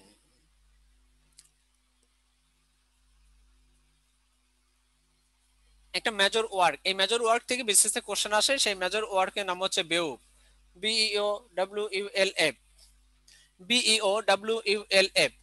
এই মেজর ইনফরমেশনটার নাম হচ্ছে বেউফ। আর এই বেউফটা কি আমরা একটা গ্লান্স একটু জেনে নেই। হ্যাঁ, of truth, of love, of great pleasure, হ্যাঁ এই যে অনেকে লিখেছেন, এই সবগুলি হচ্ছে ফ্রান্সিস বেকনের। ফাউন্ডার ফাদারের মধ্যে পার্থক্য কি দেখেন, শুভ ভাই বলেছেন, সুমন ভাই, ফাউন্ডার এবং ফাদারের মধ্যে তেমন একটা পার্থক্য নেই, দুটো একই শব্দ। ফাউন্ডার শব্দটা প্রথমে ইউজ করা হয়, ফাদার শব্দটা তার পাশাপাশি এবং পরে ইউজ করা হয়। যেমন এই বিল্ডিংটা যে প্রতিষ্ঠান করেছে, প্রতিষ্ঠিত হয়েছে, সেটা হচ্ছে ফাউন্ডার। তারপরে এখানে অফিস আসুক বা বিজনেস আসুক, পরে যেটা এসেছে বা আপনারা এসেছেন সেটা হচ্ছে ফাদার। সাহিত্যের মধ্যে ফাউন্ডার শব্দটা প্রথম ব্যবহৃত করা হয়েছিল, এই শব্দটাকে পরবর্তীতে প্রতিষ্ঠা হিসেবে, রূপক হিসেবে, জনক হিসেবে ইউজ করেছিল ফাদার। তবে তেমন একটা পার্থক্য নেই, similar but not to the same, এরকম। আই থিঙ্ক বুঝতে পেরেছেন। হ্যাঁ, এই জন্য ওই যে বলেছি যে listen to many speak to a few, অল্প বলো অধিক শোনো। জ্ঞানীরা আগে শোনে পরে কোশ্চেন করে, আর বোকারা একটু কোশ্চেন করে একটু বোঝে। এজন্য বলা হচ্ছে যে শেক্সপিয়ার বলেছিল তার বিখ্যাত হ্যামলেটের মধ্যে, listen to many speak to a few, অল্প বলো অধিক শোনো। জ্ঞানীরা আগে শোনে পরে কোশ্চেন করে, আর বোকারা একটু শোনে একটু কোশ্চেন করে। তাহলে নিজেকে জাস্টিফাই করেন আপনি জ্ঞানী না বুদ্ধিমান। So will come back our main theme, major word. আমি পড়লে আই থিঙ্ক কোশ্চেন থাকবে না বোঝানোর পর, এরপরেও কোশ্চেন থাকলে নিঃসন্দেহে যে কোনো question, not only fixed any topic but also in the whole literature, নাম, ডিউরেশন, সেঞ্চুরি, জন্ম, মৃত্যু, শাখা, গ্রন্থ ইত্যাদি ইত্যাদি। হ্যাঁ, সো যতটুকু জানলাম এর মধ্যে থেকে একটা গুরুত্বপূর্ণ ইনফরমেশন, সেটা হচ্ছে মেজর ওয়ার্ক। সাহিত্যের মধ্যে একটা গ্রন্থ থাকতে পারে যে অ্যাজ ইউ লাইক ইট, কে লিখেছে? শেক্সপিয়ার। কোন ধরনের গ্রন্থ? Tragedy, comedy, drama, play. কিছু গ্রন্থ আছে যাদের ধরন হয় না, এই ধরন হয় না যে এগুলিকে বলা হয় major work, notable work, famous work, উল্লেখযোগ্য বিখ্যাত গ্রন্থ। যেমন দেখেন চার্লস ডিকেন্স বা চার্লস ডারউইনের একটা গ্রন্থ দি থিওরি অফ বলা হচ্ছে থিওরি অফ অরিজিন বা থিওরি অফ স্পাইসিস। এটা কার, এটা লেখাকার চার্লস ডিকেন্সের বা চার্লস ডারউইনের। কিন্তু এই গ্রন্থটা কি ধরন বলবো ট্র্যাজেডি কমেডি? না, মেজর ওয়ার্ক। অথবা কার্ল মার্কসের একটা বিখ্যাত গ্রন্থ ডাস ক্যাপিটাল, এটা কি বলবো ট্র্যাজেডি কমেডি? না। একই রকম বেউফকে আমরা কি বলবো? এটা ট্র্যাজেডি কমেডি ড্রামা, এটা একটা মেজর ওয়ার্ক। হ্যাঁ, ধরনটা আছে একটু পরে। আগে জানি যে একটা মানুষ, তার দুইটা হাত আছে, দুইটা পা আছে, মাথা আছে, মেজর জিনিস। তারপরে হাতের মধ্যে কি, পায়ের মধ্যে কি, সেগুলি পরে জানি। তাহলে এটা হচ্ছে কি একটা বিখ্যাত গ্রন্থ বেউফ। আর বেউফ হচ্ছে ছোট করে জানি একটা একটা মহাকাব্য, মহাকাব্য।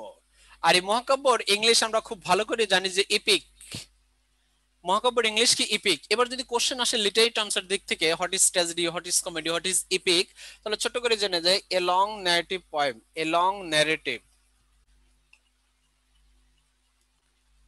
দেখেন একটা দীর্ঘ গীতি কবিতাকে বলা হয় ইপিক।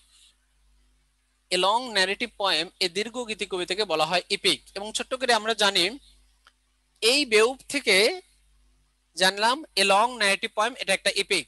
যদি বলা হয় এই বেউফটা কি, তাহলে ছোট করে বলো first epic poem, first epic poem. ইংরেজ সাহিত্যের প্রথম মহাকাব্য কবিতা হচ্ছে বেউফ, BEOWULF। অথবা first Literary piece, first Literary piece সাহিত্যের প্রথম কাজ। অথবা ইট হ্যাজ টু পার্টস, এটার মধ্যে কয়টা পার্টস ছিল? দুইটা পার্টস ছিল। পার্টস গাণিতিকও হতে পারে আবার ইংলিশেও হতে পারে, টু পার্টস। এখন কোশ্চেন হলো বেউফটা কে লিখেছে? একটা কোশ্চেন যে অ্যাজ ইউ লাইক ইট অমুক লিখেছে, অথবা হ্যামলেট অমুক লিখেছে। যদি বলা হয় বেউফটা কে লিখেছে, হু রোট বেউফ, তাহলে এখানে আমরা বলবো আননোন রাইটার। আননোনটা আবার কি বলেন? Anonymous, anonymous, MOUS। অ্যানোনিমাস স্পেলিংটা দেখেন ANOMOUS, অ্যানোনিমাস রাইটার। এখন বলেন অ্যানোনিমাস কি? অ্যানোনিমাস মানে অজ্ঞতা, কে লিখেছে জানা যায়নি। তাহলে বেউফ কে লিখেছে? আননোন বা অ্যানোনিমাস রাইটার, কে লিখেছে জানা যায়নি। এখন বলেন অ্যানোনিমাসের বাড়ি কোথায়? বেউফ একটা বিখ্যাত গ্রন্থ, এখান থেকে 5টা ইনফরমেশন পেলাম। এই 5টা ইনফরমেশন হচ্ছে এরকম: বেউফ হচ্ছে এপিক এবং first epic poem, first litre piece, এটা টু পার্টস, এবং বলা হচ্ছে এটা আননোন বা অ্যানোনিমাস রাইটার। এখানে যে কোশ্চেনটা আপনাকে কনফিউশন তৈরি করে দেবে সেই কোশ্চেনটা হচ্ছে লাইন। এবং বলা হচ্ছে how many lines are there including the বেউফ, বেউফে কতগুলি লাইন আছে? বেউফে 3000 লাইন আছে, আপনারা বইতে পাবেন। 3200 লাইন আছে, বইতে পাবেন। অথবা 3183 লাইন আছে, বইতে পাবেন। অথবা 3182 লাইন আছে। এই 5টা ইনফরমেশন আমরা একটু জেনে নেই। অ্যাংলো স্যাক্সন পিরিয়ডের একটা কোশ্চেন যদি বিসিএস থেকে হয় তাহলে সেটা হবে বেউফ। অ্যাংলো স্যাক্সন পিরিয়ডের একটা মেজর ওয়ার্ক বেউফ, বেউফ থেকে 5টা ইনফরমেশন জানলাম। First epic poem, first literary piece, it has two parts, 3000 lines, unknown বা অ্যানোনিমাস রাইটার। এই 5টা ইনফরমেশনের মধ্যে এই ইনফরমেশন থেকে একটু কনফিউশন, তাহলে আমরা এই ইনফরমেশন দিকে একটু চলে যাই। দেখেন ফার্স্ট এপিক পোয়েম, এটা কি কি বলা হয়? এ লং ন্যারেটিভ পোয়েম, এটা হলো এপিক। এপিক মানে কি? মহাকাব্য, যেখানে সুপার ন্যাচারাল পাওয়ার থাকবে, ব্যাটেল থাকবে, গ্লোরিফাই থাকবে। হ্যাঁ, এই যে একজন লিখেছে জান্নাতুল যে এপিক বেউফ was one of the first long, হ্যাঁ, ইংলিশ পোয়েম। হ্যাঁ, অবশ্যই লং ইংলিশ পোয়েম। এবং অ্যানোনিমাস এটা লিখেছে, দুইজনই খুব ভালো কমেন্ট লিখেছেন। এবার এই কমেন্টের সাথে আমরা এগুলো একটু যুক্ত করি। ইপিক হচ্ছে একটা মহাকাব্য, বেউফ। আর ইপিকের সংজ্ঞা এ লং নাইট পোয়েম, একটা দীর্ঘগীতি কবিতা। দীর্ঘগীতি কবিতা সিম্পল হতে পারে, কিন্তু সিম্পল কবিতা আর ইপিকের মধ্যে একটু পার্থক্য আছে। ইপিকে সবসময় সুপার ন্যাচারাল পাওয়ার থাকবে, ব্যাটেল থাকবে, গ্লোরিফাই থাকবে, নায়ক তার নিজের জীবন বাজি রেখে সাধারণ মানুষগুলিকে রক্ষা করবে। এটা হচ্ছে ইপিকের বৈশিষ্ট্য। First epic poem, first literary piece, it has to parts, এটা দুইটা পার্ট আছে। এবং লিখেছে আননোন বা অ্যানোনিমাস রাইটার। কে লিখেছে?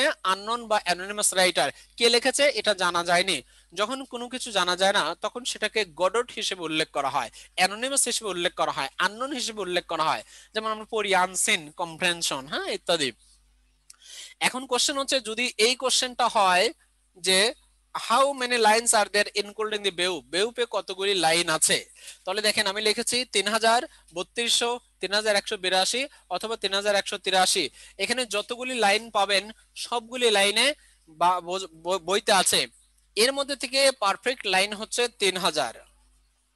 কয় হাজার লাইন? Perfect 3000 line. এবং কেন 3000 লাইন ইত্যাদি ইত্যাদি।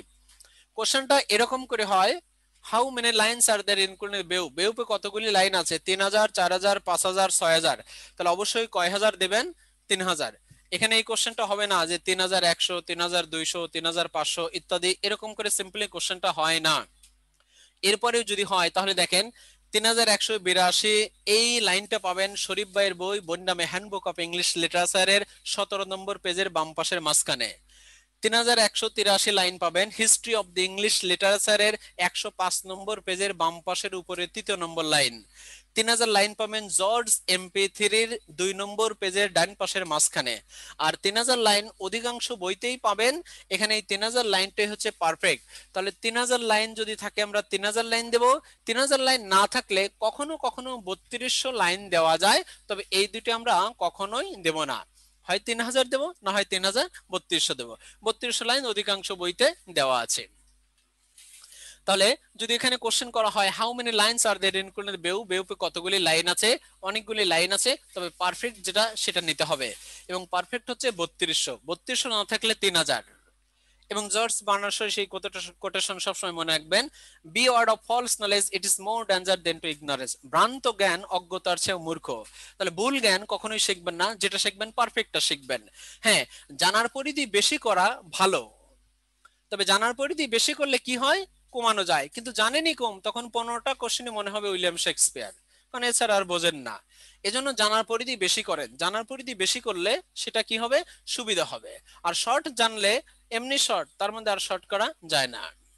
শর্টকাট একটা নাটক আছে, দেখে নেবেন। হ্যাঁ, সো আমরা জানলাম মেজর ওয়ার্ক বেউ। বেউ থেকে আমরা কনসেপ্টটা ক্লিয়ার করে নেই। First epic poem, first literary piece, it has two parts, 3000 lines, unknown or anonymous writer। এবার যে বেউপে দুটো পার্ট আছে, সেই পার্টটা কি এবং আমরা একটু গল্প করি।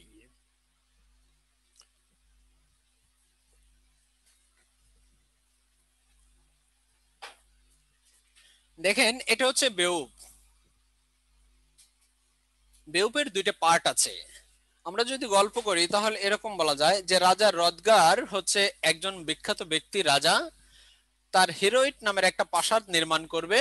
এই প্রাসাদ নির্মাণ করার সময় সাধারণ মানুষগুলো এখানে কাজ করে, কিন্তু গ্রান্ডেল নামের এক রাক্ষসী মহিলা এসে সাধারণ মানুষগুলিকে ধরে ফেলে, খেয়ে ফেলে, মেরে ফেলে এবং ধরে ধরে নিয়ে যায়। তখন রাজা দুশ্চিন্তায় পড়ে গেল যে এই হেরোইট নির্মাণ করার ক্ষেত্রে সাধারণ মানুষগুলি যদি গ্যান্ডেল আস্তে আস্তে খেয়ে ফেলে, মেরে ফেলে, ধরে ফেলে, তাহলে আমার প্রাসাদ নির্মাণ হবে না। তখন রাজা রদগার বেউপকে নিযুক্ত করলো এবং বেউপ সেখানে এসে পাহারা দিল তার তরবারি দিয়ে। এরপর গ্যান্ডেল যখন সাধারণ মানুষগুলিকে ধরতে আসলো, তখন বেউপ গান্ডেলকে তার ডান বাহুতে আঘাত করলো এবং গান্ডেল এক পর্যায়ে মারা গেল। এবং কিছুদিন পর গান্ডেলের মা তার সন্তান হারার ব্যথায় ব্যথিত হয়ে এখানে আসলো। আসার পরে দেখলো বেউপ বসে আছে। তখন এই বেউপ তার মাকেও একইভাবে আঘাত করলো এবং তার মাও মারা গেল। এর দীর্ঘদিন পর 50 বছর পর এখানে ড্রাগন আসলো। কে আসলো? ড্রাগন। ড্রাগন তখন তার আগুন দ্বারা সবকিছু অত্যাচার শুরু করলো এবং বেউপ দুশ্চিন্তায় পড়ে গেল, কারণ ড্রাগনও ছিল সুপারন্যাচারাল পাওয়ার। এরপর কি করলো? এই ড্রাগন তার আগুন দ্বারা বেউপকে আঘাত করলো, আর বেউপ তার ছুরি দ্বারা বা তরবারি দিয়ে ড্রাগনকে আঘাত করলো। পরিশেষে ড্রাগনও মারা গেল এবং বেউপও মারা গেল। সাধারণ মানুষগুলি নিশ্চিত কাজ করলো, রাজার প্রাসাদ তৈরি করা হলো। এই জন্য বলা হয় একটা কোশ্চেন যে how many parts are there including in the বেউপ, বেউপে কয়টা পার্ট আছে? 2, 3, 4, 5। তাহলে টু পার্টসটা কি? বেউপ deals one part fight with Grendel and Grendel's mother. Grendel এবং গ্যান্ডেলস মাদার দ্বারা একটা পার্ট আরম্ভ হয়। অ্যানাদার বেউপ ফাইট উইথ ড্রাগন, ড্রাগন দ্বারা আরেকটা পার্ট তৈরি করা হয়। তাহলে আমরা জানলাম যে how many parts are there including বেউপ? Two part. One part is deals with Grendel and Grendel's mother, another part deals and finish with dragon to fight বেউপ। দ্যাটস পয়েন্ট অফ ভিউ থেকে বেউপটা তৈরি করা হয়েছে। এবার আমরা এই বেউপ একটু মুভি দেখি। হ্যাঁ, বেউপ মুভিটা আমরা একটা গ্লান্স একটু দেখি। সাহিত্যের মধ্যে অনেক মুভি আছে, রবিনসন ক্রু আছে, গ্যালিবার ট্রাভেলস আছে, প্রমিথিউস আছে, বেউপ একটা মুভি আছে। বেউপের কাহিনী আর এই গল্পের কাহিনী একই, তবে মুভিতে কিছুটা প্রিফিক্স সাফিক্স করা হয়। কেন প্রিফিক্স সাফিক্স করা হয়? দুটো ওয়েতে। একটা হচ্ছে বিজনেসের ক্ষেত্রে, একটা হচ্ছে মুভিতে বা রাইটার যখন কোনো কিছু লেখে তখন সেটাকে বাস্তব রূপ দিতে অনেক কঠিন হয়। যেমন যদি বলি যে কক্সবাজারের দৃশ্যটা ঢাকা নিয়ে এসে রিয়ালিটি করা দরকার, এটা বলাই সম্ভব, কিন্তু রিয়ালিটি সহজ না। তাহলে আমরা জানলাম বেউব, এবার বেউব ছবিটা আমরা একটা গ্লান্স একটু দেখি।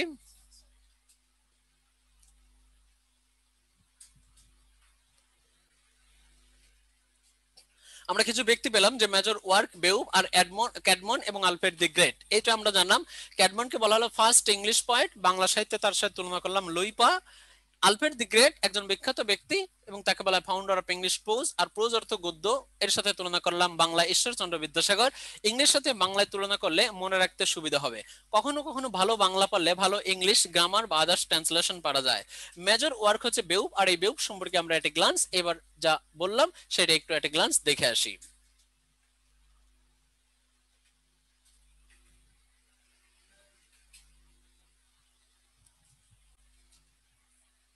ব্যাকে যাতে, ওয়েট ওয়েট,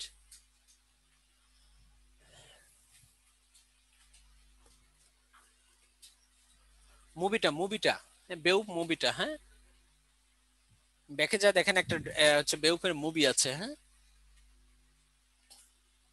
এটা না, এটারই প্রথম থেকে দেন, এই মুভিটার প্রথম থেকে দেন, হ্যাঁ।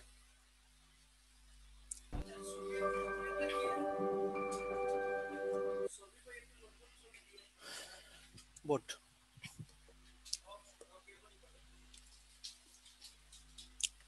ওকে, welcome back our main theme. আমরা এখানে যতটুকু বুঝতে পারলাম ততটুকু হচ্ছে এরকম যে বেউফ হচ্ছে একজন সুপারন্যাচারাল পারসন এবং ড্রাগনও সুপারন্যাচারাল একটা জন্তু। এই ড্রাগনের সাথে বেউফের একটা ফাইট, এবং এই বেউফের ড্রাগন এবং বেউফের ফাইটের মধ্য দিয়ে এই এপিকটা শেষ হয়ে যায়।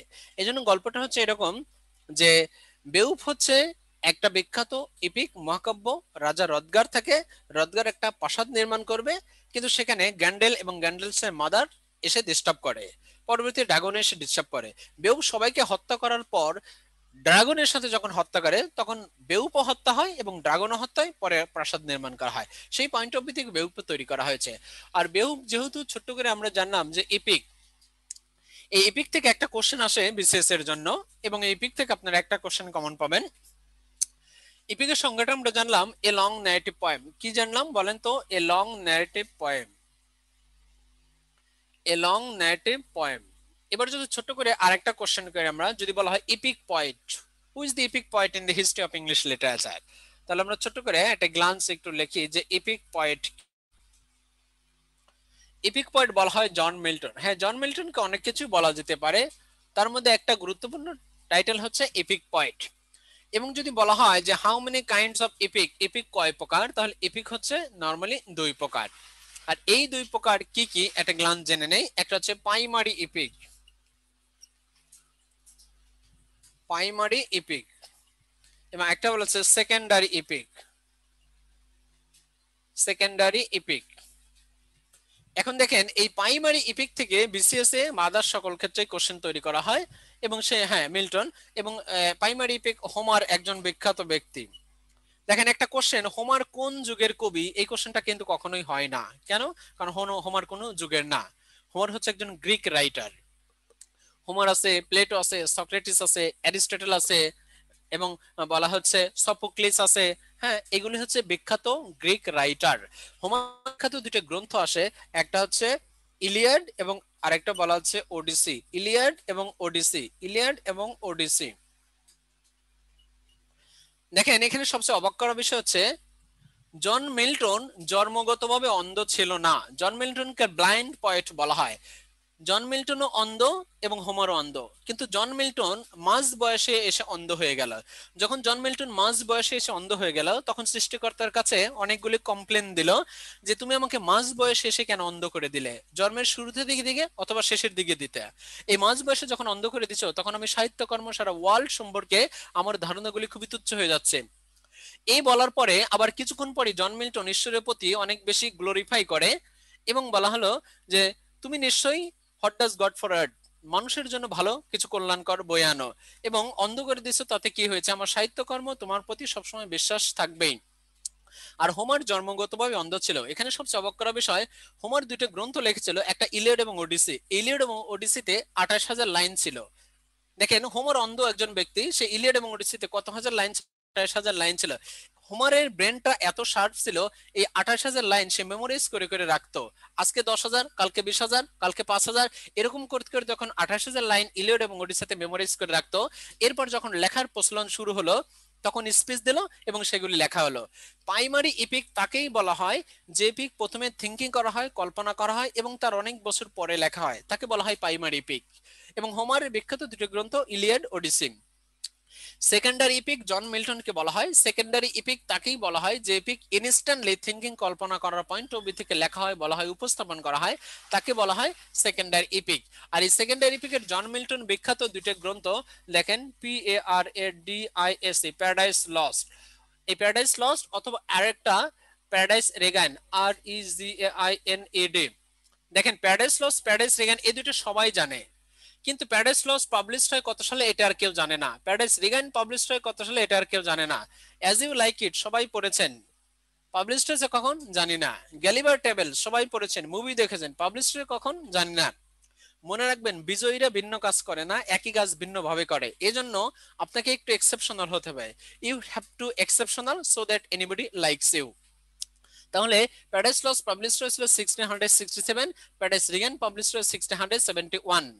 আমরা এখানে যতটুকু জানলাম, এপিকের সংজ্ঞাটা জানলাম, এপিক পয়েন্ট জানলাম এবং এপিক দুই প্রকার সেটা জানলাম, এবং primary epic Homer, Iliad, Odyssey জানলাম। Secondary epic Paradise Lost, Paradise Regained John Milton জানলাম। Paradise Lost publish 1667, Paradise Regained publish 1671। এবার এখানে কোশ্চেন করি প্লিজ জন্য, এপিক কাকে বলা হয়? হোয়াট ইজ এপিক বা definition of epic? A long narrative poem. Who is the epic poet? John Milton. How many kinds of epic? Two. Iliad, Odyssey কে লিখেছে? হোমার। অথবা which is the example of a primary epic? Primary এপিকের example কোনটি? Iliad, Odyssey. Paradise Lost, Paradise Regained কে লিখেছে? John Milton. অথবা Paradise Lost, Paradise Regained কিসের example? Secondary এপিকের এক্সাম্পল। আর কখন পাবলিশড হয়েছে এট এ গ্লান্স জেনে নিলাম। এই জায়গাটা খুবই ইম্পর্টেন্ট, এখান থেকে অবশ্যই কোশ্চেন তৈরি করা হয় এবং ভাইভা বোর্ডেও কোশ্চেন তৈরি করা হয়।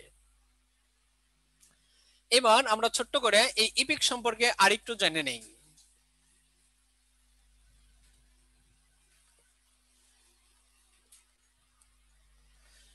দেখুন আমরা প্রথমে লিখলাম বেউ, BEOWULF। এই বেউটা লিখেছে আননোন বা অ্যানোনিমাস রাইটার, অজ্ঞাতনামা একজন ব্যক্তি। প্যারাডাইস লস্ট প্লাস প্যারাডাইস রিগান সংক্ষেপে লিখলাম, এটা লিখেছে কে? John Milton. এরপর দেখেন ইলিয়ড, প্লট, ওডিসি এটা কে লিখেছে? হোমার। এই চারটা আমরা জানলাম। এবার দেখেন 40তম বিশেষ একটা কোশ্চেন আসছে, Rape of the Lock. Rape of the Lock কে লিখেছে? Alexander Pope. এখানে একটা জিনিস মনে রাখবেন, রেপ অফ দি লক কার লেখা? আলেকজান্ডার পপের লেখা। কিন্তু রেপ অফ দি বাংলাদেশ কার লেখা? Anthony Mascarenhas. এরপর বলা হচ্ছে the Faerie Queene. Queene spelling এটা লিখেছে এডমন্ড স্পেন্সার, যাকে আপনারা পয়েট অফ পয়েটস বলেন। কবিদের কবিকে এডমন্ড স্পেন্সার। বাংলা সাহিত্যে কবিদের কবিকে নির্মলানন্দ গুণ। এরপর বলা হচ্ছে ডন জুয়ান, এটা লিখেছে লর্ড বাইরন। Lord Byron. আর লর্ড বাইরনকে বলা হয় রিবেল পয়েট, বিদ্রোহী কবি, এবং কাজী নজরুল ইসলামকে বলা হয় rebel poet.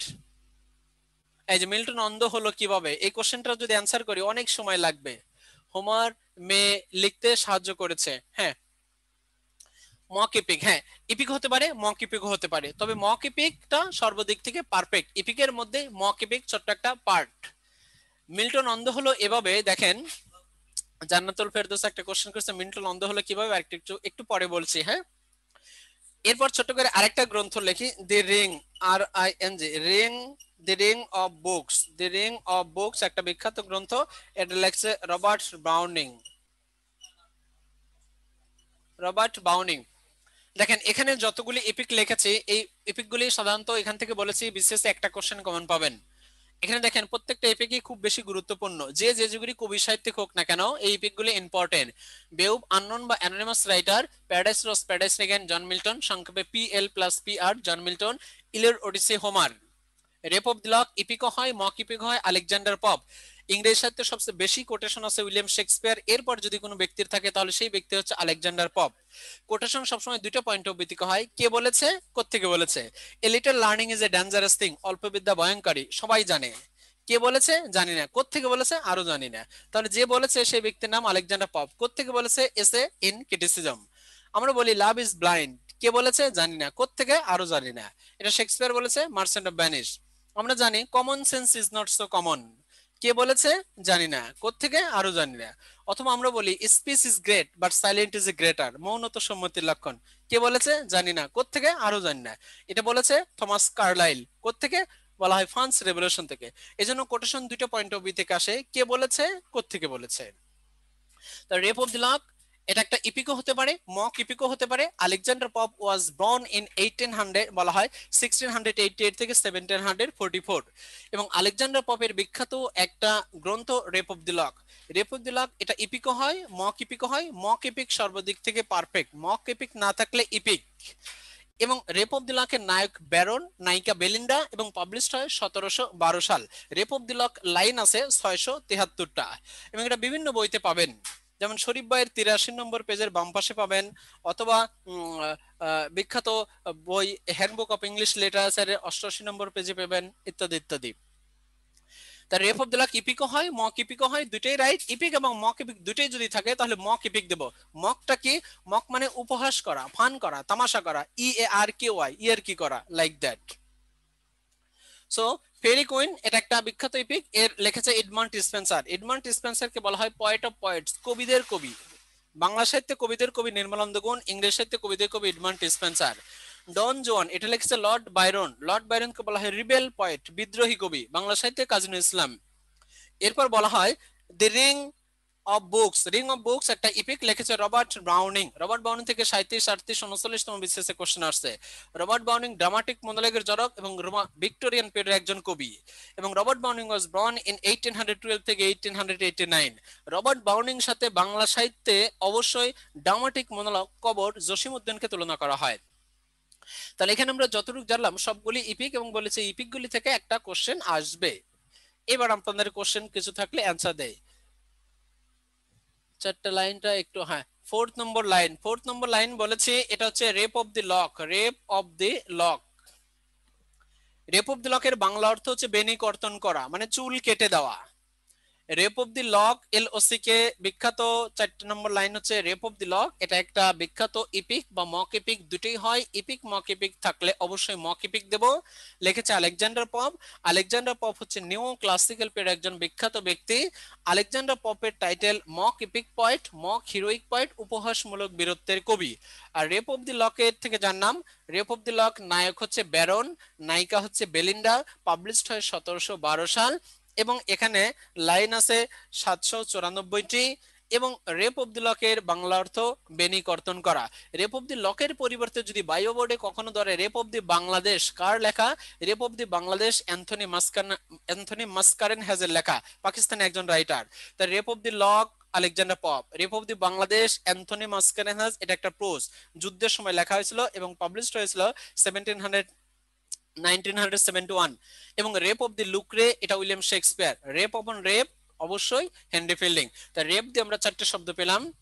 Rape of the lock অবশ্যই আলেকজান্ডার পপের ইপিক বা mock epic. Epic mock epic একই কথা, ইপিক মক ইপিক দুটি থাকলে আমরা মক ইপিক দেব।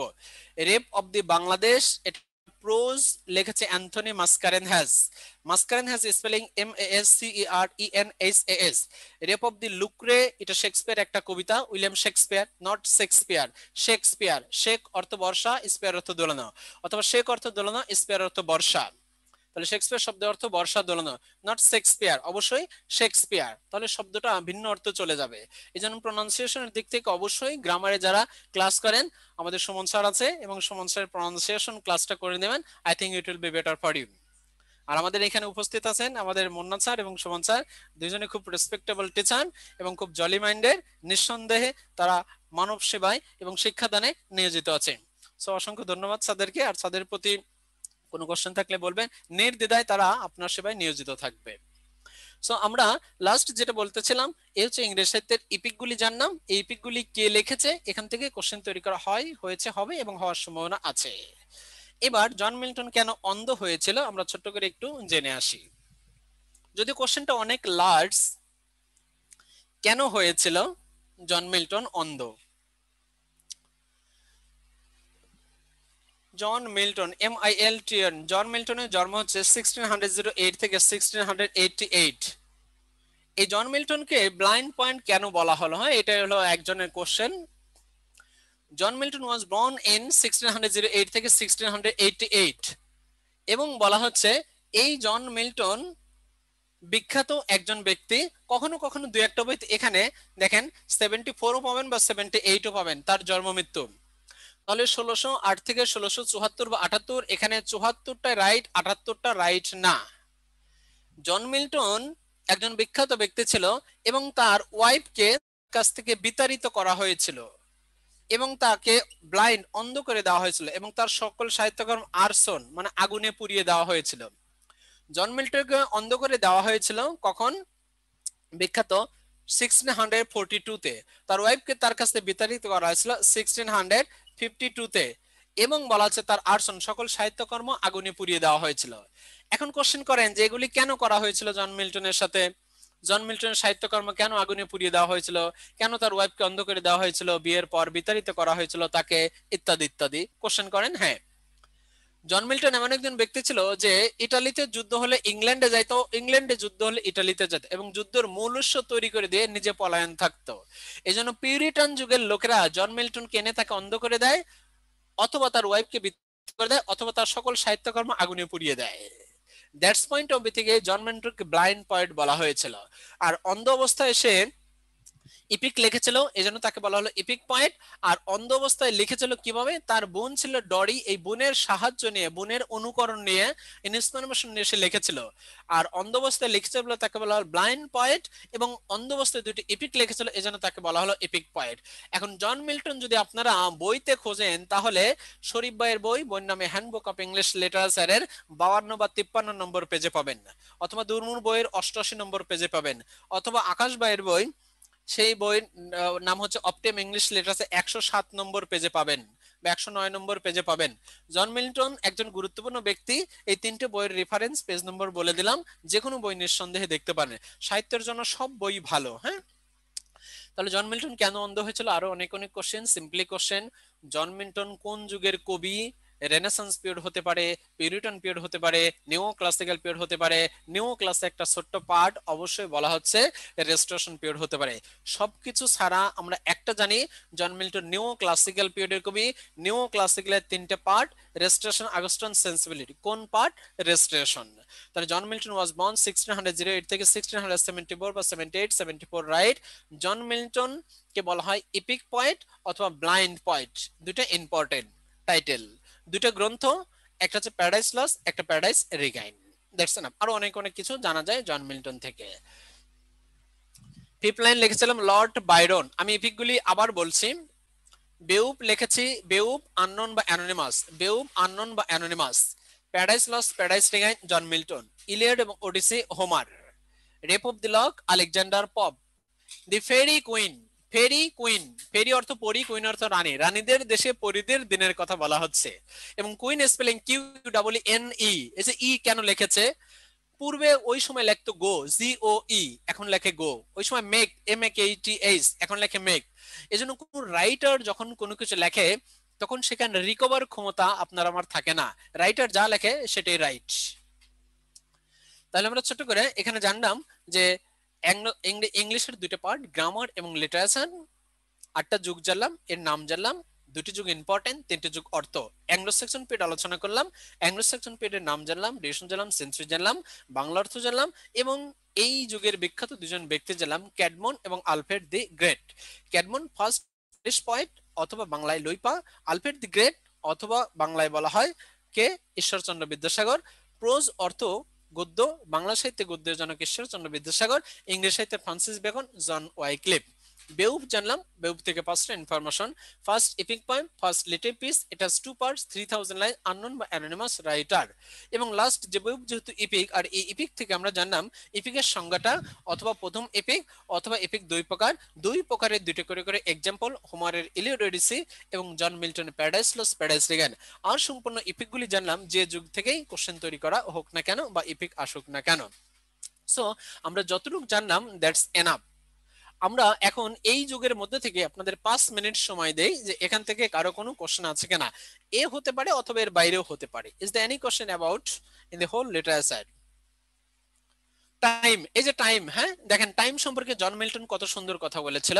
জন মিল্টন বলেছিল সময় হচ্ছে প্রকৃত খেলোয়াড়, সময় হচ্ছে প্রকৃত খেলোয়াড়, সময়ের কোনো ধ্বংস নেই। পৃথিবীতে সময় সেই দিন ধ্বংস হবে যেদিন পৃথিবী ধ্বংস হয়েছে, সেদিন সময় ধ্বংস হয়ে যাবে। আর আরবিতেও একটা কোটেশন আছে যে লাইতা সাবাবা ইয়াউদু, হাই সময় যদি ফিরে আসতো। একটা যদি কোশ্চেন করা হয় এরকম, মানুষ অতীতকে কেন মিস করে, এর কারণটা হচ্ছে এরকম অনেকগুলি কারণের মধ্যে, মানুষ অতীতকে তখনই মিস করে যখন সেটা বর্তমানে ফিরে পায় না।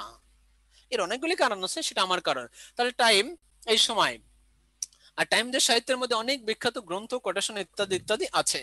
তাহলে এবার একটু সময় দিই আপনার। হ্যাঁ, সময় আপেক্ষিক ইত্যাদি ইত্যাদি। হ্যাঁ, সময়ের কোনো ধ্বংস নেই, সময়ের কোনো শেষ নেই।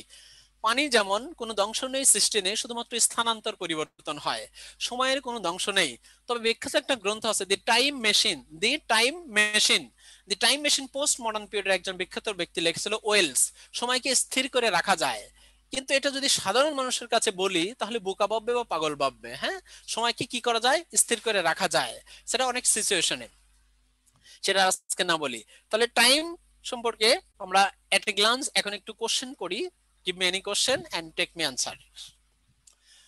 সো আই থিঙ্ক যতটুকু আলোচনা করা হলো, ইংরেজি সাহিত্যের বেসিক ইনফরমেশনগুলি আমরা জানলাম এবং অ্যাংলো সেকশন পিরিয়ড দিয়ে 8টা যুগ দিয়ে যাত্রা শুরু করলাম। 26 তারিখে মেবি 26, 27 আবার মেবি ক্লাস আছে। সো এখান থেকে কোনো কোশ্চেন আছে কিনা? Is there any question? I think কোনো কোশ্চেন নেই। হ্যাঁ, আরেকটা বিষয় মনে রাখবেন, সাহিত্যের মধ্যে ছবি দেখে কখনোই বুঝবেন এটা ছেলে নাকি মেয়ে। এই জন মিল্টন বলেন তো ছেলে নাকি মেয়ে? একজন কমেন্ট করেন জন মিল্টন ছেলে নাকি মেয়ে। এই যে দেখেন একজন লিখেছে জন মিল্টন মেয়ে। আরেকজন বলেন, একজন কমেন্ট করেন জন মিল্টন ছেলে নাকি মেয়ে। হ্যাঁ, জান্নাতুল ফেরদৌস ছেলে, ছেলে। হ্যাঁ, আরেকজন বলেন পার্সি বিশি শেলি ছেলে নাকি মেয়ে? Percy Bysshe Shelley, Percy Bysshe Shelley, Percy Bysshe Shelley, P Bysshe Shelley, P বিশেলিকে বলা হয় পার্সি বিশি শেলি। অথবা মনে রাখার জন্য বলতে পারেন পাশের বাড়ি শেলি বা পাশের বাড়ি শালি বা পাশের বাড়ি শালা, বা মনে রাখতে পারেন বাংলাদেশ পুলিশ সার্ভিস। হ্যাঁ, হ্যাঁ, দেখেন পার্সি বিশি শেলি এবং জন মিল্টন দুইজনই হচ্ছে ছেলে, কিন্তু তাদের চুল, ফেস, ফিগার, লিপস দেখলে কখনোই মনে হবে না ছেলে। এই জন্য সাহিত্যের 100টা ছবি দেখলে মনে হবে 10জনই হচ্ছে ছেলে, বাকি সবাই মেয়ে, অথচ অপোজিট। 10জনই মেয়ে আছে কিনা কনফিউশন। হ্যাঁ, পার্শ্ববীর ছেলে, হ্যাঁ সব পার্শ্ববীর ছেলে জন্মের এরা দেখতে মেয়ে, এটা চুল, ফেস, ফিগার সবকিছু মেয়ে মেয়ে, কিন্তু না, ছবি দেখে কখনোই গেস করা যায় না। হ্যাঁ, তাহলে আই থিঙ্ক আর কোনো কোশ্চেন নেই। তাহলে ছোট্ট একটা গল্প বলে শেষ করে দিচ্ছি। এক বয়ফ্রেন্ড তার গার্লফ্রেন্ডকে বলছে তোমার দাঁতগুলি খুবই সুন্দর, আকাশের তারার মতো জলজল করছে। তখন গার্লফ্রেন্ড খুশি হয়েছে এবং বয়ফ্রেন্ডকে বলছে যে সত্যি তাই? তখন বয়ফ্রেন্ড বলছে হ্যাঁ সত্যি তাই, কিন্তু এক একটা অনেক দূরে দূরে। যাই হোক, রিড উইথ প্লেজার। দাঁত, যাই হোক, আমরা জানলাম রিড উইথ প্লেজার। আর স্টাডিটা সবসময় স্পন্টেনিয়াসলি করবেন। হ্যাঁ, স্পন্টেনিয়াস স্টাডি করলে it will be better for you. হ্যাঁ, সো ভালো থাকবেন, সুস্থ থাকবেন, সবার জন্য শুভকামনা রইলো, এই বলে শেষ করছি। ফার্ম গেটের আশেপাশে কেউ থাকলে আসতে পারেন, আমাদের সুমন স্যার আছে এবং মুন্নাত স্যার আছে, আমি আছি। পাহাড়ের ন্যায় পিপিলিকা যেমন, আমিও ক্ষুদ্র এরকমই। সো রেসপেক্টেবল টিচার আছে, আপনারা এসে চা খেতে পারেন ইনশাল্লাহ আমার পক্ষ থেকে। সো ধন্যবাদ আবারও, সবাই ভালো থাকবেন, সুস্থ থাকবেন, সবার জন্য শুভকামনা রইলো, এই বলে শেষ করছি। আল্লাহ হাফেজ।